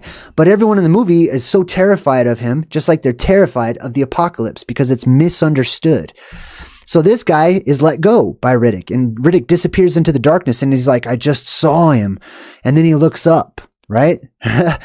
Because he represents the red sky. He says, I just saw him, and then he looks up, and his buddy looks up. They're all looking up as they just saw Riddick, who represents the sky turning red, or the red spectrum color from the Hyperborean electrical arc that it's created. All right, so Riddick is on the prowl, and his dog goes into like this pointy, like, hey, I found something type of a deal. And he's pointing right at that storm. He's like, I know it's coming. Listen, they say this often in the movies. A storm is coming. They're not talking about the storm that's in the movie or anything. Like, so what? Storms come and go all the time, right? That's not that big of a deal. But when they make it a big deal, they're telling you symbolically it is the world storm that is coming, right? I know it's coming. Now, Johns gets on the mic because Riddick stole the dude's walkie-talkie, and Johns can hear him in his little earpiece. And he says, you keep running, Riddick. You keep hiding. Because the end, I will find you. And he's talking all this trash. So Riddick's like, okay, what's up? And he walks right up to him, which I thought was pretty cool.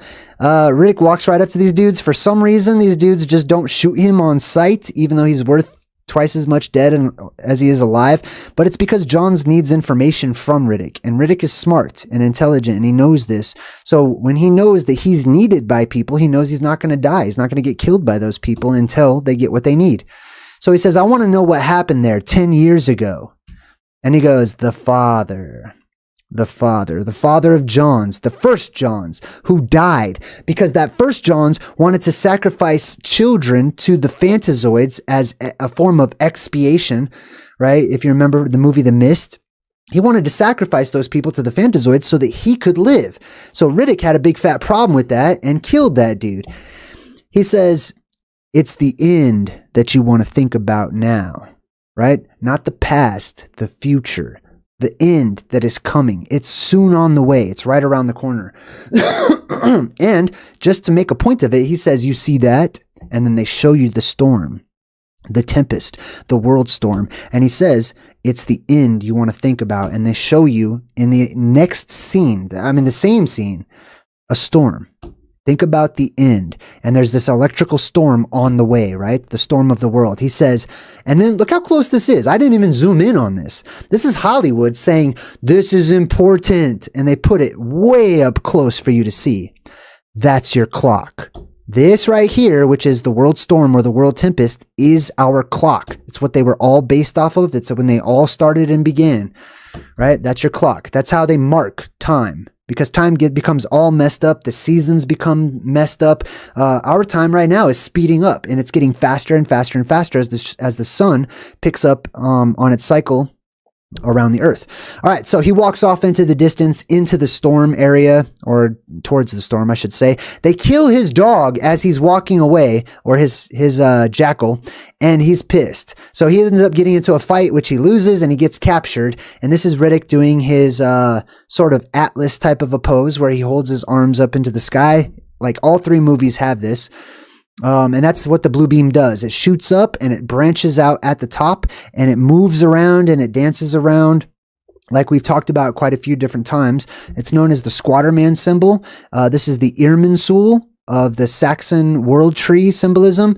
This is the bow. This is like the bow of Orion and Shiva and so many other things too. I actually put an example of these different symbolic elements in the community section on my channel.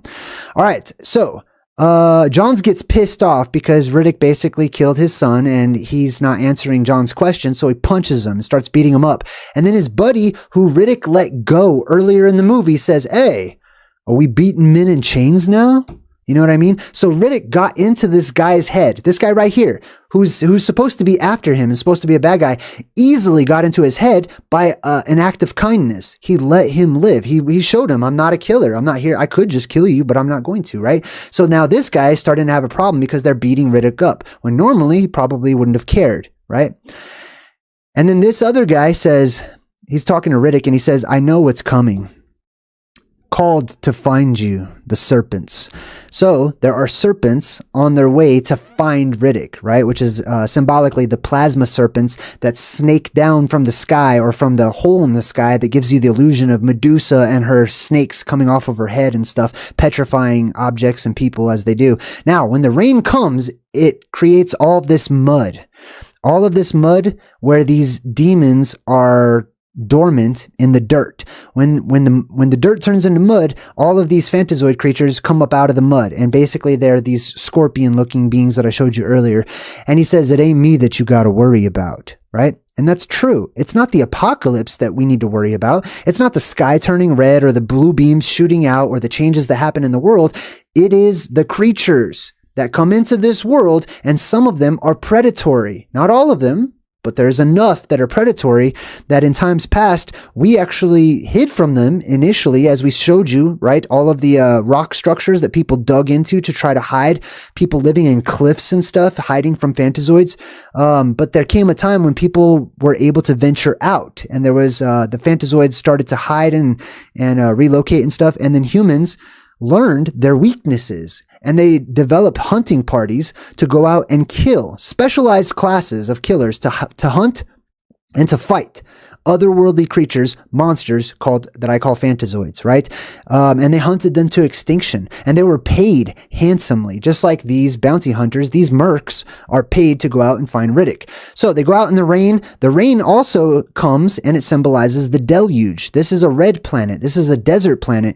If you have a red sky or a red spectrum sky, and you have those blue beams that are shooting up, and you have a desert world, after that apocalyptic cycle, the rain will come. The rain will drop down from the sky because all of those blue beams shoot up ionized oxygen, and it stays in the upper atmosphere. When the red sky people go through their apocalypse and the sky opens up, ionized hydrogen comes down, smashes into all of that buildup of ionized oxygen, and it creates an ocean of water, which falls down and gives us the deluge. Now, we're going to take a little side trip, and we're going to talk about these particular classes of phantazoids, these particular types, right? Now, please keep in mind these are cartoonifications, all right? These are types, symbols, drawings, cartoon versions of a reality that once was common knowledge and once was feared from by the inhabitants of the world across the world. So take a look at them. They don't have eyeballs. That's one thing that we've pointed out time and time again when it comes to these otherworldly creatures, especially those that drop down from the sky. They typically are portrayed as not having eyes, or tiny eyes that they can't really see out of. And so they have increased other senses like hearing and stuff, right? Now check this out. You'll see they have scorpion tails and stuff. Let's read a verse from Revelation in the Bible, chapter 9. And it talks about, in the last movie, we talked about the locusts, the plague of locusts that come up from the bottomless pit. Very similar. Immediately after that, there is this part that talks about these horses and riders that come up, and it says, "For the power of the horses was in their mouths and in their tails." So these horses had these tails that were able to hurt people, and they had mouths that were able to hurt people as well. Indeed, their tails were like snakes, having heads with which to inflict harm. Exactly like I showed you earlier when we were taking a look at these creatures, where they had these tails up here that have faces on them, and they look like they're actual faces. You know what I mean? So they were mistook as being the face of the creature, when in reality, the face of the creature is down here on its torso, right? Now, that reminds me of fabled and legendary creatures, for example, the manticore. The manticore, affectionately the tiger human or the tiger man. This is just an artist rendition of it, right? I like this particular rendition just because it put on these sort of insectoid kind of crab arms. It's got this scorpion tail. They have horns. Oftentimes, right? Oftentimes these creatures have horns, many different horns. Here's another rendition of the manticore. As you can see, it's got this sort of spiky tail. Now, the legends indicate from ancient bestiaries that were kept as official record by churches worldwide so that they could document these strange monsters, right? The official record says that the manticore had a tail that had these barbs on it that it could fling at people, and it could basically shoot a dart from its tail and hit the person and take it down, right? Here's another image of the manticore. This one you'll see is like a part tiger, part human face, and then they've got that same scorpion tail. Now, when regarding these otherworldly creatures, I find that it's best to use comparative mythology to see what all of the similarities are when we look at these types of images. Check out this manticore. Obviously, it's gigantic and it's eating a human being, right? But it's not fully a lion with just a scorpion tail. Take a look at the feet. Horse feet, hooves. This becomes really interesting because these animals are not just subject to one particular vision that people draw down and they write down, right? So check this one out. Here's another version of the manticore from an ancient bestiary. Look at these trees. Doesn't that look like giant asparagus? That looks like it's another world, and yet that's Earth. This was drawn during a time when the Earth was different. Look at the background. Doesn't that look exactly like the planet that Riddick is currently on? The same exact color scheme, right? Take a look at these creatures. These are all supposed to be versions of the manticore. This one right here, actually, they gave it horns, as they should, on top, and it's got hooves as well as the spiky tail with the barbs or whatever. But I also want to point something else out. Keep in mind the posture of these animals. Do you notice how it has the head like almost facing upwards instead of being on the front of the animal like a lion or a dog would be? The head comes upwards and it's reversed. It's always pointing, or it's not always, but sometimes it's pointing in the opposite direction. The hooves are interesting. I'm going to come back to the hooves. Here's another example of a manticore eating a human, and its head is reversed and it's facing its butt for some reason. Imagine that the head is not a head, but it's a tail that looks like a head, which is why it's facing the other way, because that's the way it's actually going. You know what I mean? All right, so here's another rendition of it where its head is facing all like it's ridiculously like pulling back to look backwards, right, at its butt or whatever. Here's another version of a manticore with like a mohawk or something where its head is pulled way back towards its butt. I put forth the theory that that's not its head, that is something that resembles a head, right? Here's another version of the manticore. This one looks more lionish, but it still has that same sort of pincher scorpion tail, right? Just like we see on these mud demons in the movies. Here is an ancient rendition from the ancient Middle Eastern areas of a scorpion man. The scorpion men were discussed throughout ancient writings as being actual physical entities that live inside of the earth, and they guard the entrance to the underworld. In this one, you can see the scorpion man has 2 legs. Here's a better version of it, sort of a drawing of it. You can see it's got the scorpion tail as well. Here's another example. Sometimes they're depicted as full-bodied scorpions with all the different legs and stuff, and then they have this sort of torso that resembles a person with a lot of facial hair or long flowing hair or whatnot, and then they give the scorpion men these bows. Why? Because the manticore shoots arrows. That's what it does, right? Here's another version of the same type of creature, this sort of scorpion man, and you can see it's got like this sort of snake tail coming off the back, but these ones only have 2 legs. I found that to be really interesting because these ones in the movie also only have 2 legs. Interesting, right? Sometimes they're drawn with 4 as well, as you can see here. Sometimes they're given wings. Also harkens to the movie, gives a sort of nod to the movie The Scorpion King, where the Scorpion King is a phantazoid. He's not a human or anything, symbolically speaking, right? This is another worldly creature. It's from another place, right? And it has parts that we associate with human looking, right? It says here that these scorpion men were featured in several Akkadian language myths, including the Enuma Elish and the Babylonian version of the Epic of Gilgamesh. Gilgamesh wanted to go find eternal life, so he needed to get to the Garden of Eden. He needed to go down into the earth where he could live much longer, right?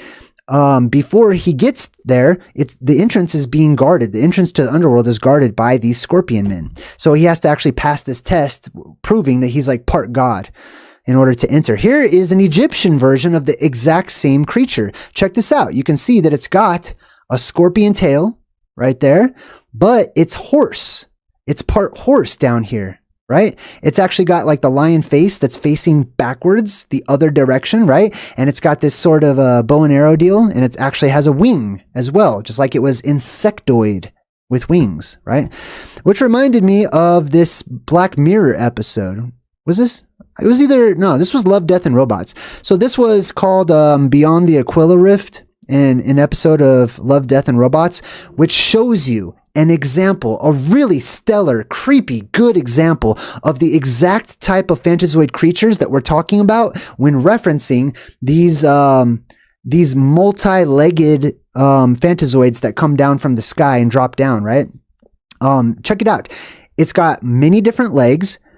It resembles a human, like this top part right here. Actually, when it's back in this cave, like at first, the protagonist in the movie, they think it's a human, right? Because it kind of has like a face and like a chest and some legs. But when it comes out, he sees it's not human at all. And then there's this huge pincher. See that pincher on the top in the very back?